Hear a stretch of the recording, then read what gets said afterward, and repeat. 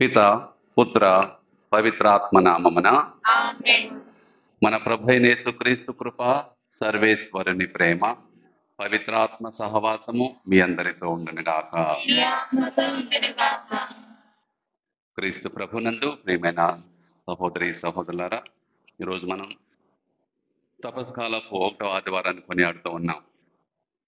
ప్రతి ఆదివారం, మొదటి ఆదివారం తపస్కాలంలో యేసు ప్రభు యొక్క శోధనల గురించి మనం ధ్యానం చేస్తూ, ఏ విధంగా యేసుక్రీస్తు ప్రభు శోధన గురైనప్పటికీ వాటికి లోను కాకుండా వాటిని ఏ విధంగా తిప్పికొట్టారు దేవుని యొక్క వాక్యంతో అన్న విషయాన్ని ప్రతి సంవత్సరం ఈ మొదటి ఆదివారం ధ్యానం చేస్తున్నాం. ఇజ్రాయేల్ ప్రజల పూర్వీకులు 40 సంవత్సరాల పాటు ఎడారిలో ప్రయాణం చేశారు. వాగ్దత్త భూమి చేరుకునే ముందు దేవుని యొక్క దీవెనలు పొందారు, క్షమను పొందారు. అయినప్పటికీ దేవుని తెలుసుకోవటంలో, లేకపోతే దేవుని అనుసరించటంలో, దేవుని విధేయించటంలో విఫలమయ్యారు. వాళ్ళు దేవుని యొక్క అనుగ్రహాలు పొంది కూడా వారు విఫలమయ్యారు వారి యొక్క జీవితంలో. కానీ యేసుక్రీస్తు ప్రభు 40 రోజుల పాటు ఆయన ఉపవాస ప్రార్థనలు చేస్తూ వచ్చిన శోధనలన్నింటినీ కూడా జయించి తండ్రికి ప్రీతిపాత్రమైన కుమారుడిగా నిలిచాడు యేసుక్రీస్తు ప్రభు. అదేవిధంగా మనమందరం కూడా నిష్ఠగా జీవించడానికి ప్రయత్నం చేస్తూ ఉన్నాం. ఈ 40 రోజుల కాలంలో దేవునికి దగ్గరగా జీవించడానికి, మరి దేవుని యొక్క దీవెనలతో మరి నిత్యజీవం పొందే ఆ దశలో అలాంటి జీవితం జీవించడానికి ప్రయత్నం చేస్తున్నాం. ఖచ్చితంగా యేసు ప్రభుకే శోధనలు వచ్చాయంటే ఖచ్చితంగా మనకు కూడా శోధనలు ఎదురవుతూ ఉంటాయి. కానీ యేసు ప్రభుని మనం ఆదర్శంగా తీసుకుని శోధనలు ఎదురైనప్పుడు ఎలా ఎదుర్కోవాలన్న విషయాన్ని ఈరోజు మనం అర్థం చేసుకుని దాని ప్రకారం మనకు జీవితాన్ని పవిత్రపరచుకోవాలని చెప్పేసి దివ్య గ్రంథ పఠనాల ద్వారా దేవుడు మనం ఆహ్వానిస్తున్నాడు. ఆత్మ పరిశీలన చేసుకుందాం. శోధన ఎదురైనప్పుడు ఎలా మనం దాన్ని ఎదుర్కొంటున్నాం? లొంగిపోతున్నామా, లేకపోతే విశ్వాసంతో దేవుని యొక్క వాక్ ఇచ్చే శక్తితో దాన్ని ఎదుర్కొని దాన్ని అధిగమించి దేవునికి దగ్గరగా జీవిస్తున్నామా? ప్రతి ఒక్కరం కూడా ఆత్మ పరిశీలన చేసుకుందాం. ఈ దివ్య బలి పూజలో యోగ్యముగా పాల్గొనటానికి మనం చేసిన పాపములను ఒప్పుకుందాం.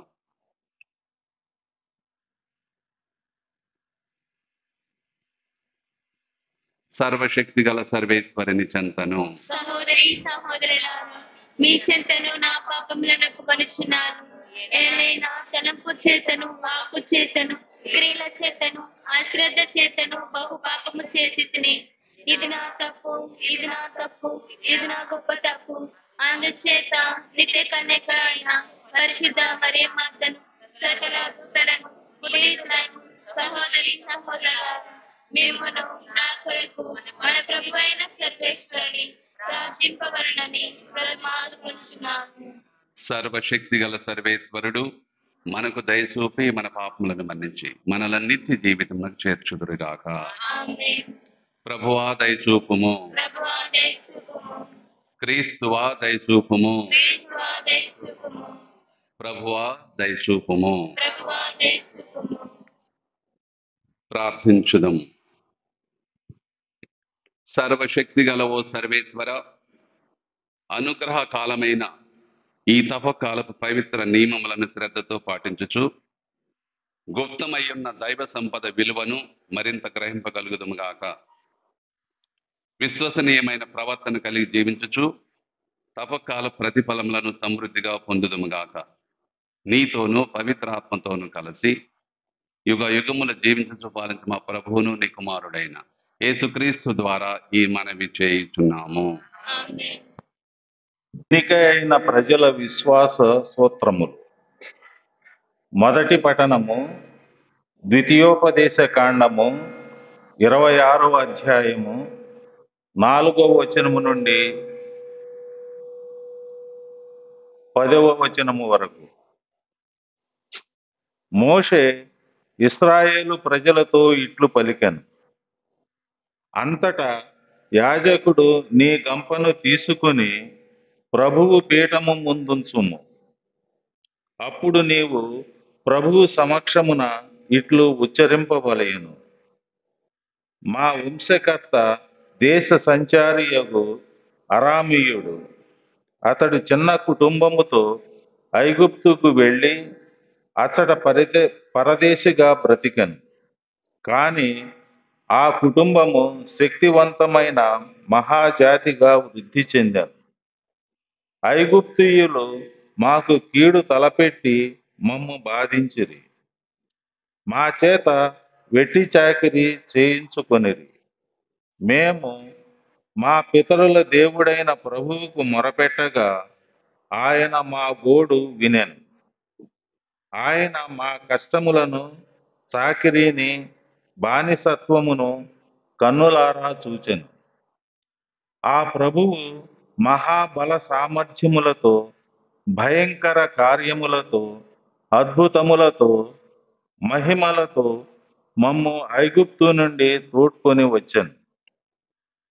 మమ్ము ఇచ్చటికి కొనివచ్చి పాలు తేనెలు జాలువారు నేలను మాత్రము మాకు ప్రసాదించెను. కనుక ఇప్పుడు ప్రభువు నాకు దయచేసిన పంట నుండి ఈ మొదటి వంతును ఆయనకు కానుకగా కొనివచ్చి తిని. అటు పిమ్మట నీ గంపను ప్రభువునెదుట పెట్టి ఆయనకు మ్రొక్కుము. ఇది ప్రభువు వాక్కు. ప్రత్యుత్తర గీతం. అందరూ ఓ ప్రభు, ఓ ప్రభు, నా ఆపదలలో నా ఆపదలలో నా పక్షమున ఉండుము. నా పక్షమున ఉండుము. మహోన్నతుని మరుగున వసించువాడు, సర్వశక్తిమంతుని రెక్కల నీడలో నివసించువాడు, ప్రభువుతో నీవు నా ఆశ్రయమవు, నాకు రక్షణ దుర్గమవు, నేను నమ్మిన దేవుడవు అని చెప్పుకొను. అందరూ ఓ ప్రభు, ఓ ప్రభు, నా ఆపదలలో నా ఆపదలలో నా పక్షమున ఉండుము. నా పక్షమున ఉండుము. నీకు ఎట్టి కీడునో సంభవింపదు. నీ ఇంటి చెంతకు ఎట్టి అంటురోగమునో రాదు. ప్రభువు నిన్ను తన దోతల అధీనమున ఉంచును. నీవు ఎచ్చటికి వెళ్ళినను వారు నిన్ను కాపాడుచుందురు. అందరూ ఓ ప్రభు, ఓ ప్రభు, నా ఆపదలలో నా ఆపదలలో నా పక్షమున ఉండుము. నా పక్షమున ఉండుము. నీ కాళ్ళు రాతికి తగిలి నవ్వకుండునట్లు వారు నిన్ను తమ చేతులలో ఎత్తి పట్టుకొందురు. నీవు సింహమును పామును కాలితో మట్టెదవు. కొదమ సింగమును కాల సర్పమును పాదములతో త్రొక్కెదవు. అందరూ ఓ ప్రభు, ఓ ప్రభు, నా ఆపదలలో నా ఆపదలలో నా పక్షమున ఉండుము. నా పక్షమున ఉండుము. నన్ను ప్రేమించు వారిని నేను రక్షించెదను. నా ప్రాభవమును అంగీకరించు వారిని నేను కాపాడెదను. వారు నాకు మొరపెట్టినప్పుడు నేను వారికి ప్రత్యుత్తరమిత్తును. వారి ఆపదలలో వారిని ఆదుకొందును. వారిని విపత్తుల నుండి కాపాడి వారికి కీర్తిని దయచేయుదును. అందరూ ఓ ప్రభు, ఓ ప్రభు, నా ఆపదలలో నా ఆపదలలో నా పక్షమున ఉండుము. నా పక్షమున ఉండుము. ప్రభువు నామమున ప్రార్థించు ప్రతి వ్యక్తియు రక్షింపబడను. రెండవ పఠనము పునీత పౌలు గారు రోమా పౌరులకు వ్రాసిన లేఖ 10వ అధ్యాయము 8వ వచనం నుండి 13వ వచనం వరకు. సోదరులారా, లేఖనము ఏమని చెప్పుచున్నది? దేవుని వాక్కు మీ సమీపముననే, మీ పెదవులపైననే, మీ హృదయముననే ఉన్నది. అనగా మేము బోధించు విశ్వాసపు వాక్కు. నీ నోటితో యేసుని ప్రభు అని ఒప్పుకొని మృతుల్లో నుండి దేవుడు ఆయన్ను లేవనెత్తెనని నీ హృదయంన నీవు విశ్వసించినచో నీవు రక్షింపబడదువు. ఏలైనగా మానవుడు హృదయముతో విశ్వసించి నీతిమంతుడగును, నోటితో ఒప్పుకుని రక్షణను పొందును. ఆయనను విశ్వసించువాడు సిగ్గుపరపబడడు అని లేఖనము చెప్పుచున్నది. ఏలైనా యూదులకును అన్యులకును భేదము లేదు కదా, అందరికును ప్రభు ఒక్కడే. తనను ప్రార్థించే వారిని అందరినీ ఆయన సమృద్ధిగా ఆశీర్వదించును. ఏలైనా ప్రభు నామమున ప్రార్థించే ప్రతి వ్యక్తియు రక్షింపబడును. ఇది ప్రభు వాక్కు.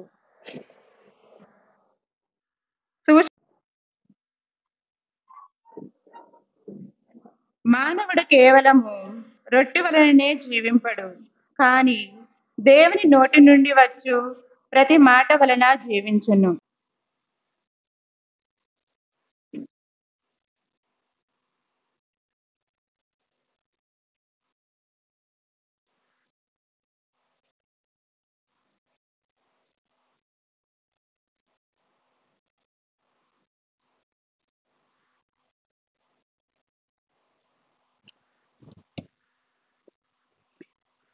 ప్రభు మీతో ఉండను గాక. మీ ఆత్మతో ఉందురుగాక. పునీత లూకా రాసిన పవిత్ర సువిశేషములోని భాగము. ప్రభువా, మీకు మహిమ కలుగును గాక. 4వ అధ్యాయము 1వ వచనము నుంచి 13వ వచనం వరకు. యేసు పవిత్రాత్మతో పరిపూర్ణుడై యోర్దాను నుండి తిరిగి వచ్చి ఆత్మ ప్రేరణ వలన ఎడారి ప్రదేశమునకు నడిపింపబడెను. అచట 40 రోజులు సైతానుచే శోధింపబడిను. ఆ రోజులలో ఆయన ఏమీయూ తినలేదు. ఆ రోజులు గడిచిన అనంతరము ఆకలి కొనెను. అప్పుడు సైతాను యేసుతో, నీవు దేవుని కుమారుడవైనచో ఈ రాయిని రొట్టెగా మార్చుము అనెను. అందుకు యేసు, మనుష్యుడు కేవలం రొట్టె వలననే జీవింపడని వ్రాయబడి ఉన్నది అని వానికి సమాధానమిచ్చెను. అంతటా సైతాను ఆయనను పైకి తీసుకుని పోయి, రెప్పపాటు కాలంలో ప్రపంచంలోని రాజ్యములను అన్నిటిని చూసి ఆ రాజ్యముల సర్వాధికారమును వాని వైభవమునెల్లా నీకిచ్చేదను. అట్టి అధికారము నాకు కలదు. నేను కోరిన వానికి వాటిని ఇయ్యగలను. కనుక నీవు నన్ను ఆరాధించినచో ఇదంతయు నీ సొత్తు అగును అనెను. అందుకు యేసు, నీ దేవుడైన ప్రభువును నీవు ఆరాధించి ఆయనను మాత్రమే సేవింపవలనని వ్రాయబడి ఉన్నది అని పలికెను. పిమ్మట సైతాను యేసును యెరూషలేమునకు తీసుకుని వెళ్ళి దేవాలయ శిఖరమును నిలిపి ఇట్లనెను, నీవు దేవుని కుమారుడవైనచో ఇతడ నుండి క్రిందికి దూకుము. ఏలైనా ఇట్లు రాయబడి ఉన్నది, నిన్ను రక్షింప దేవుడు తన దూతలకు ఆజ్ఞ ఇచ్చి అన్నాడు. మరియు నీవు రాళ్లపై పడి గాయపడకుండానట్లు నిన్ను వారు తమ చేతులతో ఎత్తి పట్టుకొందురు. అందుకు యేసు, ప్రభు అయిన నీ దేవుని శోధింపరాదు అని చెప్పబడినది కదా అనెను. ఇట్లు ఆ సైతాను అనేక విధముల శోధించిన పిదప సముచితమైన సమయమునకై ఆయనను విడిచి వెళ్ళెను.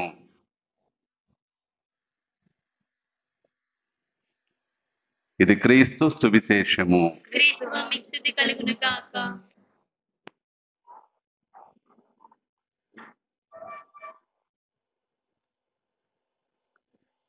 క్రీస్తు ప్రభునందు ప్రియమైన సహోదరి సహోదరులారా,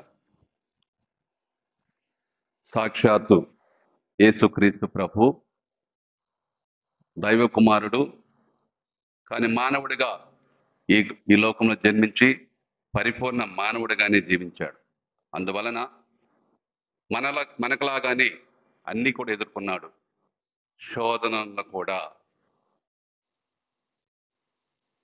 సో దాన్ని బట్టి మనకు అర్థమయ్యేది ఏంటంటే, సాక్షాత్తు యేసు ప్రభువే దైవకుమారుడు అయినప్పటికీ మానవుడిగా జన్మించాడు. కానీ మానవుడిగా ఆయన పవిత్రుడు, దేవుని యొక్క మరి ఆలోచనల ప్రకారం జీవించిన వారు, ఎప్పుడు కూడా దేవుని యొక్క మార్గమును అనుసరించిన వారు యేసుక్రీస్తు ప్రభు. దేవుని యొక్క చిత్తాన్ని తలవంచి ఆ విధంగా జీవించారు యేసుక్రీస్తు ప్రభు.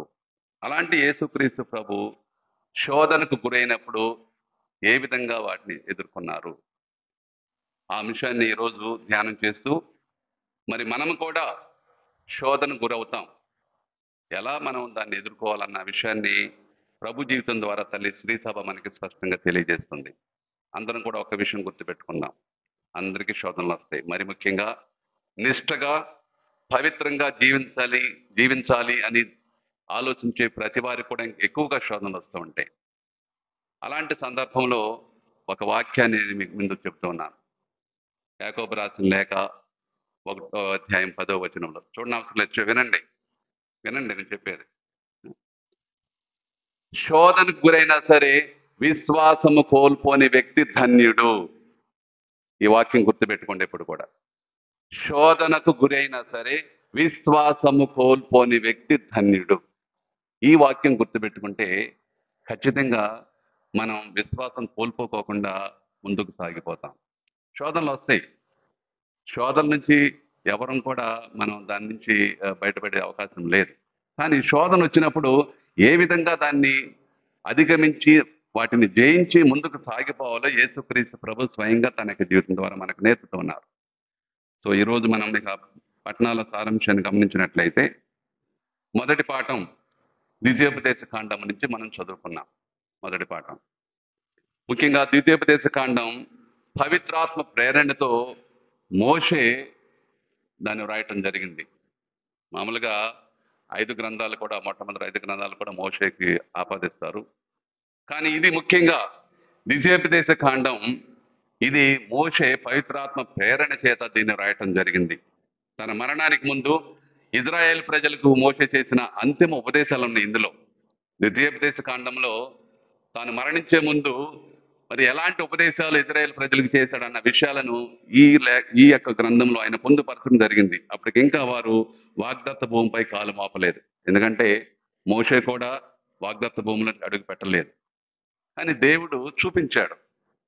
దూర ప్రాంతం నుంచి ఎక్కడైతే మోషే కంచు సర్పాన్ని ఎత్తాడో అక్కడి నుంచి మోషేకు, ఇదిగో నేను మీకు వాగ్దానం చేసిన వాగ్దాన భూమి ఇదే, కానా భూమి ఇదని చెప్పేసి తండ్రి దేవుడు మోషేకు చూపించాడే. కానీ మోషే ఆ వాగ్దత్త భూమిలోకి అడుగు పెట్టలేదు.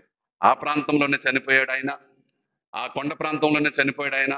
ఎక్కడైతే మరి రాత్రి నుంచి నీటిని రప్పించాడో ఆ ప్రాంతం అంతా అక్కడే ఉంటుంది, అక్కడే చనిపోయాడు.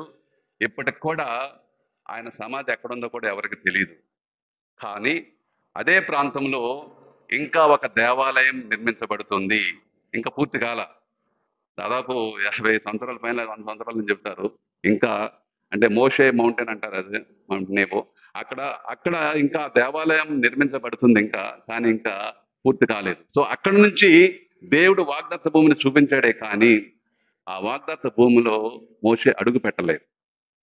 ఆ విధంగా ప్రియమైన సహోదరి సహోదరులారా, ప్రజలు ఇంకా వాగ్దత్త భూమి చేరుకుంటున్నారన్న ఆ సమయంలో, దానికి ముందు ఆయన ఈ యొక్క ఉపదేశాలు చేశారు. వారు వాగ్దత్త భూమిపై కాలు మోపాలన్నా, ఆ నేలను పూర్తిగా సొంతం చేసుకోవాలన్నా వారు దేవుని యొక్క ఆజ్ఞలు పాటించాలి, దేవుని మాట వినాలి.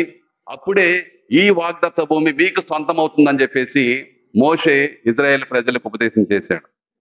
విధిగా ఇజ్రాయేల్ ప్రజలందరూ కూడా దేవుని యొక్క ఆజ్ఞలను, ఆదేశాలను పొల్లు పోకుండా పాటించాలని, దేవునికి తాము చేసిన వాగ్దానాలను కూడా నిలబెట్టుకోవాలని మోషే స్పష్టంగా తెలియజేస్తున్నాడు.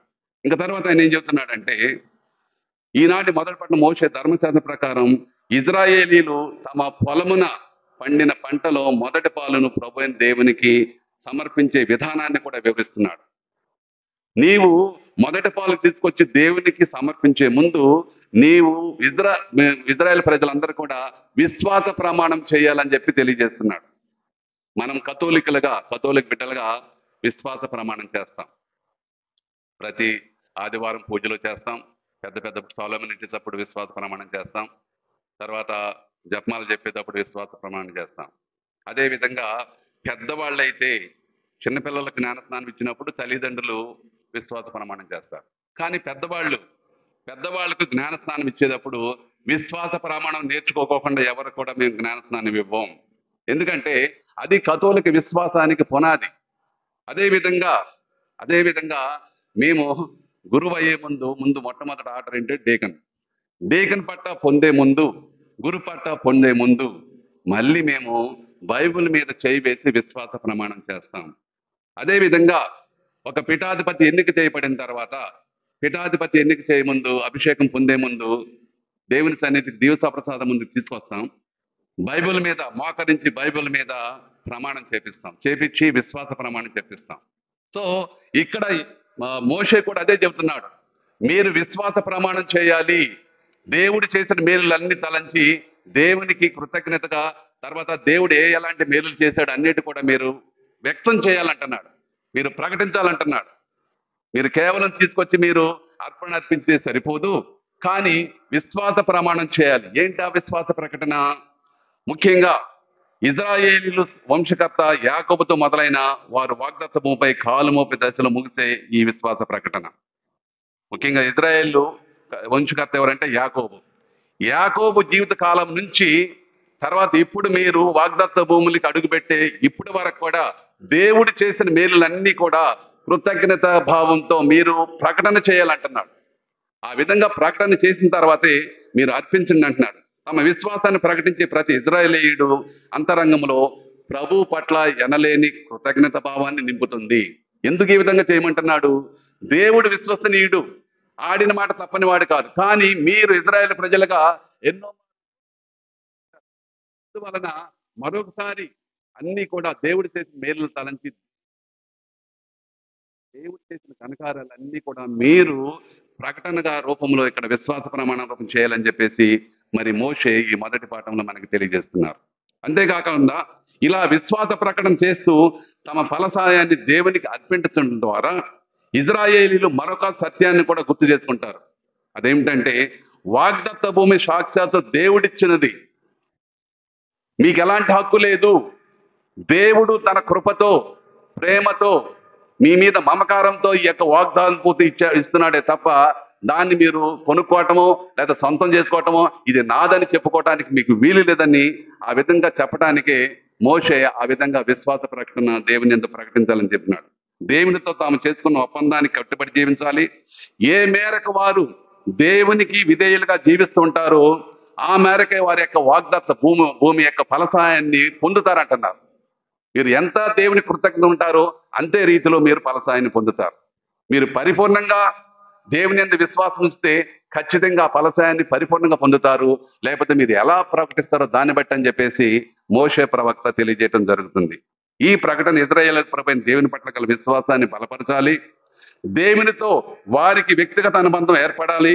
వారు దైవ విధేయులుగా జీవిస్తూ కడకు రక్షణ భాగ్యం పొందాలని చెప్పేసి మోషే ఈ ఉపదేశాలన్నీ కూడా ఇజ్రాయేల్ ప్రజలకు తెలియజేయడం జరిగింది.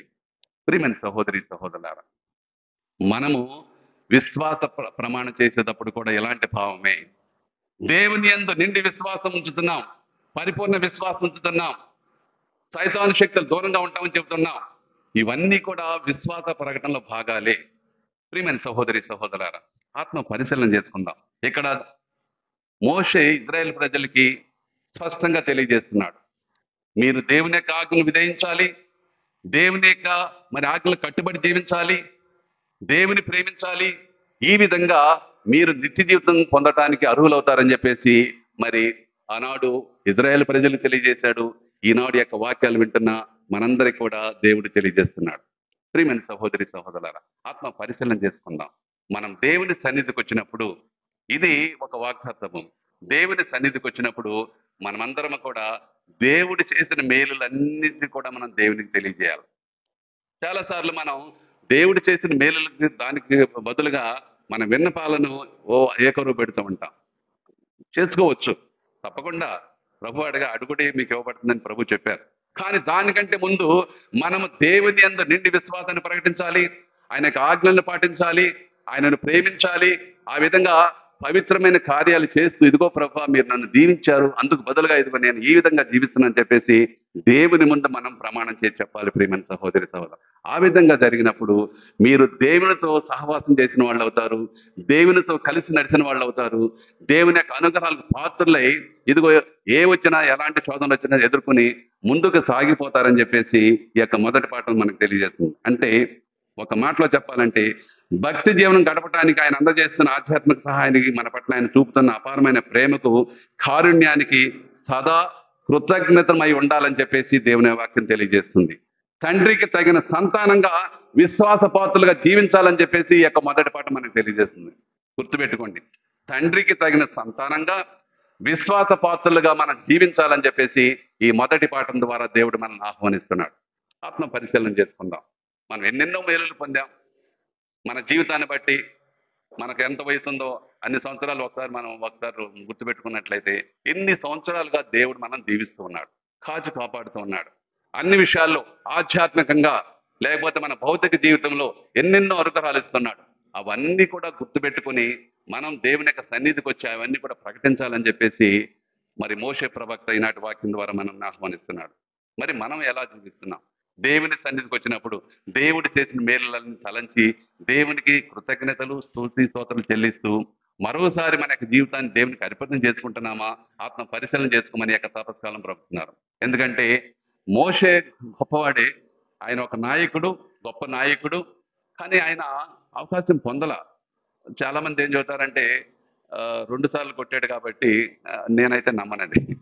అంత గొప్ప నాయకుడు, ఆ విధంగా ప్రజలు నడిపించిన వాడు ఏదో 2 సార్లు కర్రతో రాతిని కొట్టి నీళ్లు రప్పించమందంటే అట్లా అంటారు, కానీ అది కాకపోవచ్చు. మరి దేవుడికి వేరే కారణం ఉండదు. కానీ దేవుడు చూపించాడు. ఎందుకంటే అక్కడికి వెళితే అక్కడ అన్ని మార్క్ చేసి ఉంటాయి. నేను వెళ్ళాను, ఆ ప్రాంతం అంతా కూడా పరిశీలించాను. ఎక్కడైతే ఈ మోషే ఈ కందు సర్పాన్ని పెట్టాడో, లేకపోతే ఎక్కడైతే వాటర్ రప్పించాడో, ఎక్కడైతే ఆయన చనిపోయాడే ప్రాంతంలో, అక్కడ నుంచి చూస్తే దాదాపు ఆ పాలు తెన్నుల పాలస్తీనా దేశం స్పష్టంగా కనబడుతుంది. ఎక్కడి నుంచి ఈ ప్రాంతం ఎన్ని కిలోమీటర్లు ఉంటుంది, ఈ ప్రాంతం ఎన్ని కిలోమీటర్లు ఉంటుంది, ఈ ప్రాంతం ఎన్ని కిలోమీటర్లు అని అక్కడ ఒక గ్రాఫ్ ఉంటుంది. ఆ గ్రాఫ్ చూస్తే మనకి పాలస్తీనా దేశం మొత్తం కూడా మనకు అవగాహన వస్తుంది. అలా ఆ విధంగా తయారు, అదే ఆ ప్రాంతంలోనే ఇంకా నేను చెప్పాను దేవాలయం కడుతున్నారని చెప్పేసి. ప్రియమైన సహోదరి సహోదరులారా, ఏదైనప్పటికీ ఈనాటి మొదటి పాఠం ద్వారా దేవుడు నిన్ను నన్ను మనల్ని ఆహ్వానిస్తున్నాడు. మనము విశ్వాస ప్రకటన చేయటం అంటే దేవుడు చేసిన మేలులు తలంచి దేవునికి స్తుతి స్తోత్రాలు చెల్లించటం.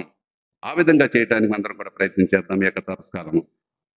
ఇక రెండో పాఠం పునీత పౌలు కొరింథీయులకు రాసిన లేఖ నుంచి మనం చదువుకున్నాం, రోమీయులకు రాసిన లేఖ నుంచి మనం చదువుకున్నాం. ముఖ్యంగా ఈ పట్టణములో యేసు మరి పునీత పౌలు గారు 2 అంశాలను మనకు నేర్పుతున్నారు. ఒకటి, నీతిమంతులుగా పరిగణింపబడటం.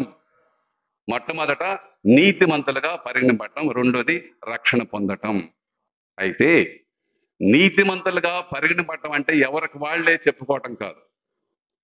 నా గురించి నేను చెప్పుకోకూడదు, నేను పవిత్రుణ్ణి, లేకపోతే నేను అట్లా జీవిస్తున్నాను ఎట్లా జీవిస్తున్నాను మనం చెప్పుకోకూడదు.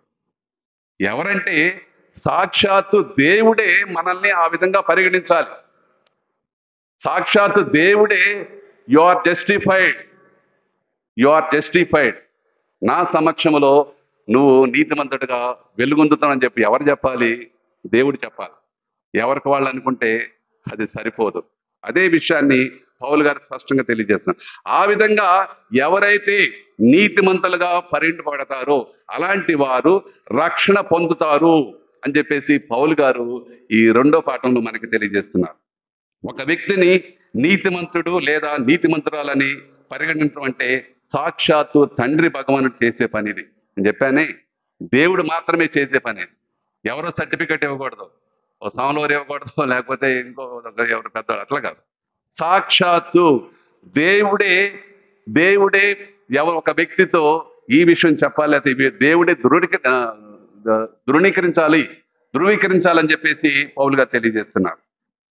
ఆ విధంగా ఎట్లా క్రీస్తు ప్రభు ఎవరైతే తమ పాపాలకు పశ్చాత్తాపడి వ్యక్తం చేస్తూ జ్ఞాన స్నానం స్వీకరించే వ్యక్తులకు తన పవిత్రాత్మను ప్రసాదించడం ద్వారా తండ్రి దేవుడు వారిని పవిత్రపరుస్తాడు, నీతిమంతులుగా ఎంచుతారని చెప్పేసి పౌలు గారు ఈనాటి వాక్యం ద్వారా తెలియజేస్తున్నారు.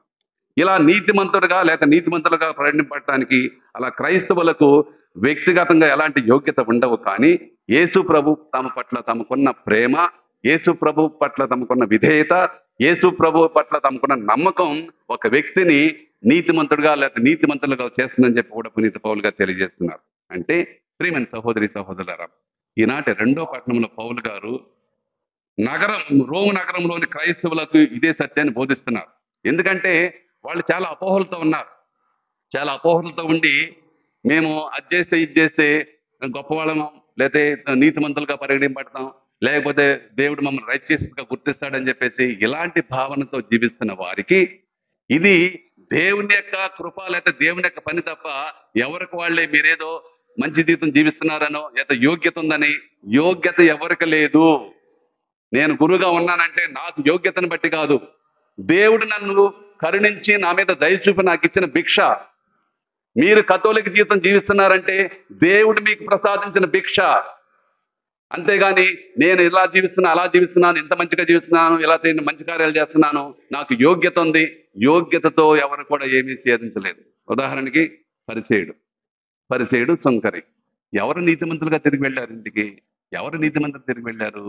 మంచి పనులు చేసి తనను తాను యోగ్యనగా ప్రకటించుకుని నేను అది చేశాను ఇది చేశాను అని చెప్పి అన్ని చేశాడు, మంచిదే, అది అబద్ధాలని చెప్పలేదు.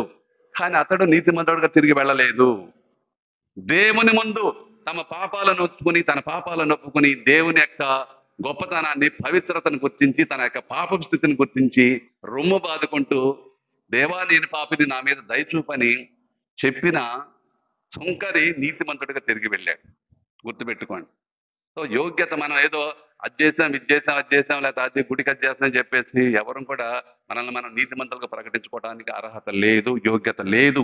ఇదే విషయాన్ని ఆనాడు రోమాపుర ప్రజలకి పౌలుగా తెలియజేశారు, ఈనాడు మనందరికి కూడా తెలియజేస్తున్నారు. ముఖ్యంగా దేవుని దృష్టిలో నీతిమంతులుగా ఎవరైతే యేసుక్రీస్తు ప్రభు తన తండ్రి దేవుని సంకల్పం ప్రకారం శ్రమలను అనుభవించి శిలువపై మరణించి 3వ నాడు పునరుత్థానుడైన సత్యాన్ని హృదయపూర్వకంగా ఎవరు నమ్ముతారో అలాంటి వారు నీతిమంతులుగా ఎంచబడతారంట. ఈ సత్యాన్ని నోటితో ఒప్పుకునే క్రైస్తవులు రక్షణ భాగ్యాన్ని పొందగలుగుతారు. నోటితో ఒప్పుకోవటం, తర్వాత ప్రభుని అంగీకరించడం, ఇవన్నీ కూడా మన యొక్క విశ్వాస జీవితంలో ఒక భాగంగా మారిపోయి ఆ విధంగా దేవుని యొక్క దృష్టిలో మనం దేవుని బిడ్డలుగా, పవిత్రులుగా, దేవునికి మరి ప్రీతిపాత్రులుగా మనం ఎంచబడతామని చెప్పేసి పౌలు గారు ఈ యొక్క 2వ పట్టణం మనం తెలియజేస్తున్నారు. మొదటి పట్టణంలో మోషే ఇజ్రాయెల్ చేత విశ్వాస ప్రకటన చేయించారు. ప్రభు అయిన దేవుడు తమకు చేసిన ఉపకారాలు కృతజ్ఞత పూర్వకంగా గుర్తు చేసుకుంటూ ఆయన పట్ల తమకున్న విశ్వాసాన్ని ప్రకటించడం ద్వారా వారు చిరకాలం వాగ్దత్తములో సుస్థిరంగా మనుగడ సాగించగలుగుతారని, రక్షణ పొందుతారని మోషే తెలియజేశారు. అదే విషయాన్ని తిరుసభ సభ్యులైన మనందరం కూడా మరి ఆ విధంగా జీవిస్తూ యేసుక్రీస్తు ప్రభుయందు ఆయన పడిన శ్రమలందు విశ్వాసం ఉంచి ఆయన నీ కోసం నా కోసం అందరి కోసం మరణించారన్న వాస్తవాన్ని అంగీకరించి యేసుక్రీస్తుని ప్రభు దేవుడని ఒప్పుకున్న వాళ్ళు మాత్రమే నీతిమంతులుగా ఎంచబడతారు. అలాంటి వారే రక్షణ పొందుతారని చెప్పేసి ఈనాటి 2వ పాఠం ద్వారా పౌలుగా తెలియజేస్తున్నారు. ప్రియమైన సహోదరి సహోదరులారా, ఆత్మ పరిశీలన చేసుకుందాం. మనం ఏ విధంగా జీవిస్తూ ఉన్నాం? క్రీస్తు ప్రభుయందు పరిపూర్ణ విశ్వాసం ఉంచుతున్నామా? క్రీస్తు ప్రభుయందు పరిపూర్ణ విశ్వాసం ఉంచుతున్నామా? ఆయన నీ కోసం నా కోసం మరణించారన్న సత్యాన్ని అంగీకరిస్తున్నామా? ఆ విధంగా అంగీకరిస్తే మన జీవితం, మన యొక్క మనుగడ ఎలా కొనసాగుతుంది? యేసు ప్రభు కోరుకున్నట్లుగా మన యొక్క జీవిత యాత్ర సాగుతుందా అని ప్రతి ఒక్కరూ కూడా పరిశీలించుకుని ఆత్మ పరిశీలన చేసుకోమని చెప్పేసి పునీత పౌలు గారు ఈ 2వ పాఠం ద్వారా మనల్ని ఆహ్వానిస్తున్నారు. ఇంకా సువార్త పాఠం గమనించినట్లయితే మనం ప్రతి మొదటి ఆదివారం, తపస్కాలంలో మొదటి ఆదివారం ఖచ్చితంగా యేసు ప్రభు యొక్క శోధనల గురించి ధ్యానం చేస్తాం. ఎందుకు అలా? చూడండి, కాకపోతే సువార్త ఈ సంవత్సరం లోకా సువార్త నుంచి మనం చదువుకున్నాం, లేకపోతే 3 సువార్త ఏదైనప్పటికీ యేసుక్రీస్తు ప్రభు శోధనలో పొందారన్నది మాత్రం సత్యం. ఎందుకంటే ఈ యొక్క సందర్భం లేకపోతే ఈ యొక్క సత్యం 3 యోహాను సువార్త కాకుండా తప్పకుండా మిగతా 3 సువార్తలో ఇది లిఖితమై ఉంది. సో అందువలన ఖచ్చితంగా యేసు ప్రభు ఆయన శోధనలు ఎదుర్కొన్నారు. ఎదుర్కొని ఎలా వాటిని ఎదుర్కొన్నారన్న విషయాన్ని అర్థం చేసుకోమని చెప్పేసి తల్లి శ్రీ సభ ప్రతి సంవత్సరం కూడా మొదటి వారం ఈ యొక్క యేసు ప్రభు శోధనల గురించి ధ్యానం చేయమని మనల్ని ఆహ్వానిస్తుంది. యేసు ప్రభు ఆయన ఎదుర్కొన్న శోధనలను దైవవాక్కు అనే ఖడ్గంతో ఛేదించారు. గుర్తుపెట్టుకోండి, దైవవాక్కు అనే ఖడ్గంతో ఛేదించి అధిగమించి వాటిని ఎదుర్కొని వాటిని సైతాన్ని అణగదొక్కేశారు యేసు ప్రభు. గుర్తుపెట్టుకోండి, నేను చెప్పాను ఒక విషయం ఎప్పుడు మర్చిపోవద్దు. శోధనలు వస్తూ ఉంటాయి, కాకపోతే విశ్వాసం కోల్పోకుండా మనం విశ్వాసం ముందుకు సాగిపోవాలి. శోధన గురైనా సరే విశ్వాసం కోల్పోని వ్యక్తి ధన్యుడు. ఇది గుర్తుపెట్టుకోండి ఎప్పుడు కూడా మన జీవితంలో. ఎందుకంటే శోధనలు వచ్చినప్పుడు మనం భీతిల్లిపోతాం. అయ్యో నాకు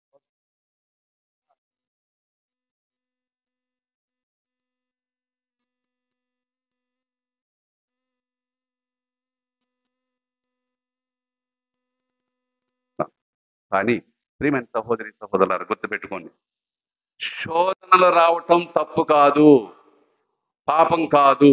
వస్తాయి, యేసు ప్రభుకి వచ్చాయి, నాకు వస్తాయి, నీకు వస్తాయి, అందరికి వస్తాయి. శోధనలు రావటం తప్పు కాదు, లేకపోతే పాపం కాదు. కానీ శోధనకు లోన్ అవటం లేదా శోధనను లొంగిపోవటం పాపం అవుతుంది. శోధనకు లొంగిపోవటం పాపం అవుతుంది.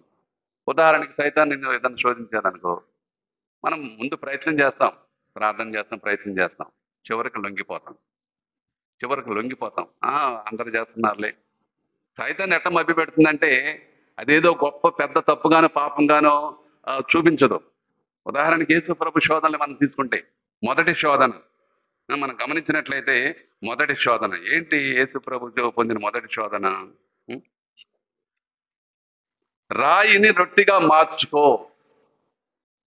తర్వాత యేసు ప్రభు యొక్క అస్తిత్వాన్ని కూడా ప్రశ్నిస్తుంది. అంటే నువ్వు దేవుని కుమారుడివి, నీకు ఆ శక్తి ఉంది, రాయిని రొట్టిగా ఎందుకు నువ్వు ఆకలితో అలమటిస్తున్నావు? ఇప్పుడు ఆకలితో అలమటించే వారి దగ్గరికి వెళ్ళి అన్నం తిని బాబు అని చెప్పడం ఏం తప్పు కాదు కదా. తప్ప అది చెప్పండి, తప్ప కాదు. అరే నువ్వు ఆకలితో కొన్నావు ఎందుకు? ఆకలితో అలమటిస్తావు ఎందుకు?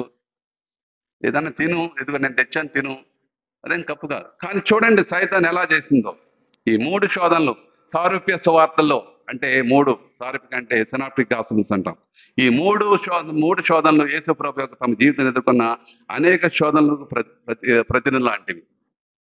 మీరు గుర్తుపెట్టుకోండి, యేసుక్రీస్తు ప్రభు ఈ 3 మాత్రమే పొందలేదు. ఇంకా ఈ 40 రోజులు ఎన్నో పొందుంటారు, ఎన్నో శోధనలు ఎదుర్కొని ఉంటారు. కానీ ఈ 3ని మన ముందు ఉంచడం ద్వారా మనం అంటే ఏ విధంగా ఒకసారి వీటికి మనం ఎట్లా లొంగిపోతామనేది తెలియజేయటానికి. ఎందుకంటే మనం చివరి వాక్యం, ఇట్లు సైతాను అనేక విధముల శోధించిన పిదప సముచిత సమయమునకై ఆయనను విడిచి వెళ్ళాను. దాని అర్థం ఏంటి? ఆ 3 శోధనలతో అయిపోలేదు యేసు ప్రభు యొక్క జీవితం. అక్కడ శోధన జీవితం అక్కడ ముగిపోలేదు. యేసు ప్రభు శిలువ మీద ఉన్నంత వరకు కూడా సైతాను శోధిస్తూనే ఉంది. పేతురు గారి ద్వారా, యూదా ఇస్కరియోతు ద్వారా మనం గమనించినట్లయితే యేసు ప్రభుకి అనేక శోధనలు ఎదురయ్యాయి. కేవలం ఈ 3 మాత్రమే కాదు. అందుకే ఇక్కడ మనం లూకా ఏమని రాశాడు? సముచిత సమయమునకై ఆయనను విడిచి వెళ్ళాను. అవకాశం కోసం ఎదురు చూస్తూనే ఉంది యేసు ప్రభుని శోధించడానికి. శోధించింది కూడా. అందువలన ప్రియమైన సహోదరి సహోదరులారా, మనము ఈ 40 రోజులు మాత్రమే కాదు, మన జీవితాంతం ఈ లోకంలో జీవించినంత కాలం కూడా శోధనకు మనం గురవుతూ ఉంటాం. ఆ విధంగా శోధనకు గురైనప్పుడు ఏ విధంగా మనం వాటిని ఎదుర్కోవాలో యేసు ప్రభు తన జీవితం ద్వారా మనకు నేర్పుతున్నారు. ముఖ్యంగా రాయిని రొట్టిగా మార్చమని చెప్పేసి శోధన. తర్వాత యేసు ప్రభు సైతాను ఎట్లా అంటే, సైతాను కూడా ఒకప్పుడు దేవదూత కదా. సో బైబిల్ వాక్యాలు ఇష్టం వచ్చినట్టు చెప్పగలదు, అదే కదా బైబిల్లో ఉందని చెబుతుంది సైతాన్. యేసు ప్రభు కూడా బైబిల్ వాక్యం ద్వారానే ఇవన్నీ కూడా ద్వితీయోపదేశ కాండంలో రాసిన వాక్యాలు, ప్రభు చెప్పిన వాక్యాలు. వాటి నుంచే, వాటి ద్వారానే ఏ బైబిల్ వాక్యంతో లేకపోతే ఏ దేవుని యొక్క వాక్యంతో సైతాను ప్రభుని ప్రలోభాలు పెట్టడానికి ప్రయత్నం చేసిందో, అదే విధంగా యేసుక్రీస్తు ప్రభు కూడా బైబిల్ వాక్యాల ద్వారానే, దేవుని వాక్కు ద్వారానే సైతానును ఛేదించాడు, ఎదుర్కొన్నాడు. ముఖ్యంగా మనకు దైవ కుమారుడిగా యేసు ప్రభు గల దివ్య శక్తులను తమ స్వార్థం కోసం, స్వయ ప్రయోజనాల కోసం వేయించుకోమని శోధన. ఇక్కడ ఏంటి, యేసు ప్రభుకి శక్తి ఉంది. ఇప్పుడు ఆయన రొట్టెను పంచిపెట్టాడు ప్రజలకి, అద్భుత విధంగా పంచిపెట్టాడు. సో అంటే దాని అర్థం ఏంటి, యేసు ప్రభుకి శక్తి ఉంది. సో 2 రొట్టెల తర్వాత లేదా 5 రొట్టెలు తీసుకున్నా సరే అందరికి పంచిపెట్టడంలో అంటే ఆయనకి ఆ శక్తి ఉంది. అదే విధంగా రాళ్లను రొట్టెలుగా మార్చే శక్తి కూడా ఉంది. సైతాన్ ఏం చెబుతుందంటే, నీకున్న శక్తిని నీ స్వార్థ ప్రయోజనాల కోసం ఉపయోగించు, రాళ్లను రొట్టెలుగా మార్చి నువ్వు నీ ఆకలి తీర్చుకో అని చెప్పడం ద్వారా యేసు ప్రభుకున్న శక్తి సామర్థ్యాలను తన స్వార్థం కోసం లేదా స్వార్థం కోసం ఉపయోగించుకోమని చెప్పేసి సైతాన్ని ప్రోపిస్తుంది. యేసు ప్రభు మానవ స్వభావంతో ఉన్నప్పటికీ దైవ కుమారుడిగా తనకు గల దివ్య స్వభావం ద్వారా నిత్యం ఆయన తన తండ్రి భగవానుతో వ్యక్తిగాను మనం కలిగి ఉండేవారు. ఆయన మానవుడిగా జీవించినప్పటికీ దేవునితో అనుబంధం ఏర్పాటులో ఉన్నాడు. దేవునికి నిరంతరం ప్రార్థన చేశాడు. పరిచర్యతో నిమగ్నమైనప్పుడు కూడా రాత్రంతా కూడా శిష్యులందరూ కూడా నిద్రపోతూ ఉంటే యేసు ప్రభు ఒంటరిగా వెళ్ళి ప్రార్థన చేశాడు. ఎందుకు చేశాడు? ఎప్పుడు కూడా దేవునితో అనుబంధంతో కలిగి జీవించడానికి, దేవుని యొక్క మార్గాన్ని అనుసరించడానికి, దేవుని చిత్తమేంటో తెలుసుకోవటానికి నిత్యం ఆయన ప్రార్థన చేసి దేవునికి ఆయన లోబడి లేకపోతే విధేయతగా జీవించాడని చెప్పేసి మనం అర్థం చేసుకోవాలి. ప్రియమైన సహోదరి సహోదర, యేసు ఈ శోధనకు లొంగిపోలేదు. సైతాను ప్రలోభాలు పెట్టి, ఇదిగో రాళ్లను రొట్టిగా మనం ఆకలిగా ఉన్నావు, 40 రోజులు నువ్వు భోజనం చేయలేదు, అందువలన ఎందుకు నువ్వు ఇట్లా అలమటిపోతావు?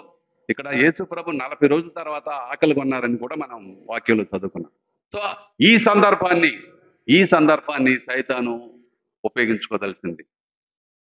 ఇదిగో నీకు శక్తి ఉంది, నువ్వు రాళ్లను రొట్టెలుగా మార్చుకోగలుగుతావు, అందువలన అవి రాళ్లను రొట్టెగా మార్చుకొని నీవు నీ యొక్క ఆకలిని తీర్చుకోమని చెప్పింది. కానీ యేసు ప్రభు దానికి లొంగలేదు. మళ్ళీ తిరిగి ఆయన దేవుని యొక్క వాక్యంతోనే, ద్వితీయోపదేశంలో ఉన్న దేవుని యొక్క వాక్యంతోనే తిప్పికొట్టడం జరిగింది. ఇంకా రెండవ శోధన, నన్ను ఆరాధించినతో రాజ్యముల సర్వాధికారం వైపుల నీ సొత్తోగను. ఇది ఎక్కడ జరిగిందంటే ఎరికో నగరంలో తెలుసు కదా, జెరికో నగరం. దేవుడు వాగ్దాత భూములు ప్రవేశించే ముందు మొత్తాన్ని ఆ గోడని జెరికో పట్టణం మొత్తం గోడలంతా కూడా అక్కడ జరిగింది. ఇది చాలా ఎత్తైన పర్వతం. నేను వెళ్ళాను కానీ అక్కడి వరకు ఎక్కలేకపోయాను. సో సగం దూరం రోప్వే వెళ్ళాలి. అక్కడి నుంచి ఒక 3 గంటల పాటు నడిచి వెళితే ఆ ఎత్తైన పర్వతం ఎక్కడికి చూడండి, సైతం యేసుప్రభుని ఎక్కడికి తీసుకువెళ్ళిందో చూడండి. ఎరికో పట్టణంలో ఉన్న ఎత్తైన పర్వతం మీద తీసుకువెళ్ళింది. సో నేను రోపే అంటే మనం తేగ కట్టేసి దానిలో వెళ్ళిపోతాం కదా, అక్కడ వెళ్ళాము. అక్కడికి వెళ్ళేసి ఇక అంత దూరం ఎక్కలేక ఇక దండం పెట్టుకుని తిరిగి వచ్చేసాం. అంత దూరం తీసుకెళ్ళి చూడండి. అక్కడికి తీసుకువెళ్ళి యేసుప్రభుని అక్కడికి తీసుకువెళ్ళి, ఇదిగో ప్రపంచం మొత్తాన్ని కూడా, ఈ రాజ్యాల అన్ని ప్రపంచం మొత్తాన్ని కూడా చూపించింది. ఈ అందమైన ప్రపంచాన్ని చూపించింది. మరి ముఖ్యంగా ఎరికో నగరం ప్రపంచంలోనే ద ఫస్ట్ ఆర్గనైజ్డ్ సిటీ. ప్రపంచంలోనే, బైబిల్ పరంగా కూడా కాకుండా ప్రపంచంలోనే వెల్ ఆర్గనైజ్డ్ సిటీ అంటే ఎరికో నగరం. అందుకే అంత పెద్ద పెద్ద గోడలు, చాలా పెద్ద ఇప్పుడు కూడా ఉంటాయి, ఆ శిథిలాలు ఇప్పుడు కూడా ఉంటాయి, అక్కడికి వెళ్ళి మనం చూడొచ్చు. సో అందువలన ఇవన్నీ కూడా మొత్తాన్ని కూడా చూపించేసి, నువ్వు ఇదిగో ఇవన్నీ కూడా నీకు నేను దారాదత్తం చేస్తాను, నీకు ఇస్తాను. ఎందుకంటే దేవుడు నాకు అవకాశం ఇచ్చాడు. ఇవన్నీ కూడా నా ఆధీనంలో ఉన్నాయి. నీకు కావాలంటే ఇవన్నీ కూడా ఎవరికైనా ఇచ్చే అధికారం నాకుంది, హక్కు నాకుంది. అందువలన నీవు నన్ను ఆరాధిస్తే ఈ రాజ్య సర్వాధికారాన్ని కూడా నేను నీ సొంతం చేస్తానని చెప్పేసి యేసు ప్రభుని ప్రలోభాలకు గురి చేసింది. ప్రియమైన సహోదరి సహోదరులారా, మళ్ళీ యేసు ప్రభు మళ్ళీ దేవుని యొక్క వాక్యంతోనే, దేవుని మాత్రమే ఆరాధించాలన్న దేవుని యొక్క వాక్యాన్ని తెలియజేసి సైతాను యొక్క రెండో శోధన ఆయన తిప్పికొట్టడం జరిగింది. ప్రియమైన సహోదరి సహోదరులారా చూడండి, ఇవన్నీ కూడా ఈ ఒక్కటి మాత్రం యేసు ప్రభుకి మానవుడిగా ఆయన ఎదుర్కొన్నాడు. మిగతా రెండు కూడా నువ్వు దేవుడివి, నువ్వు దేవుని కుమారుడివి అని చెప్పడం ద్వారా సైతాను యేసు ప్రభువుని దేవుని కుమారుడిగా గుర్తించింది, అంగీకరించింది.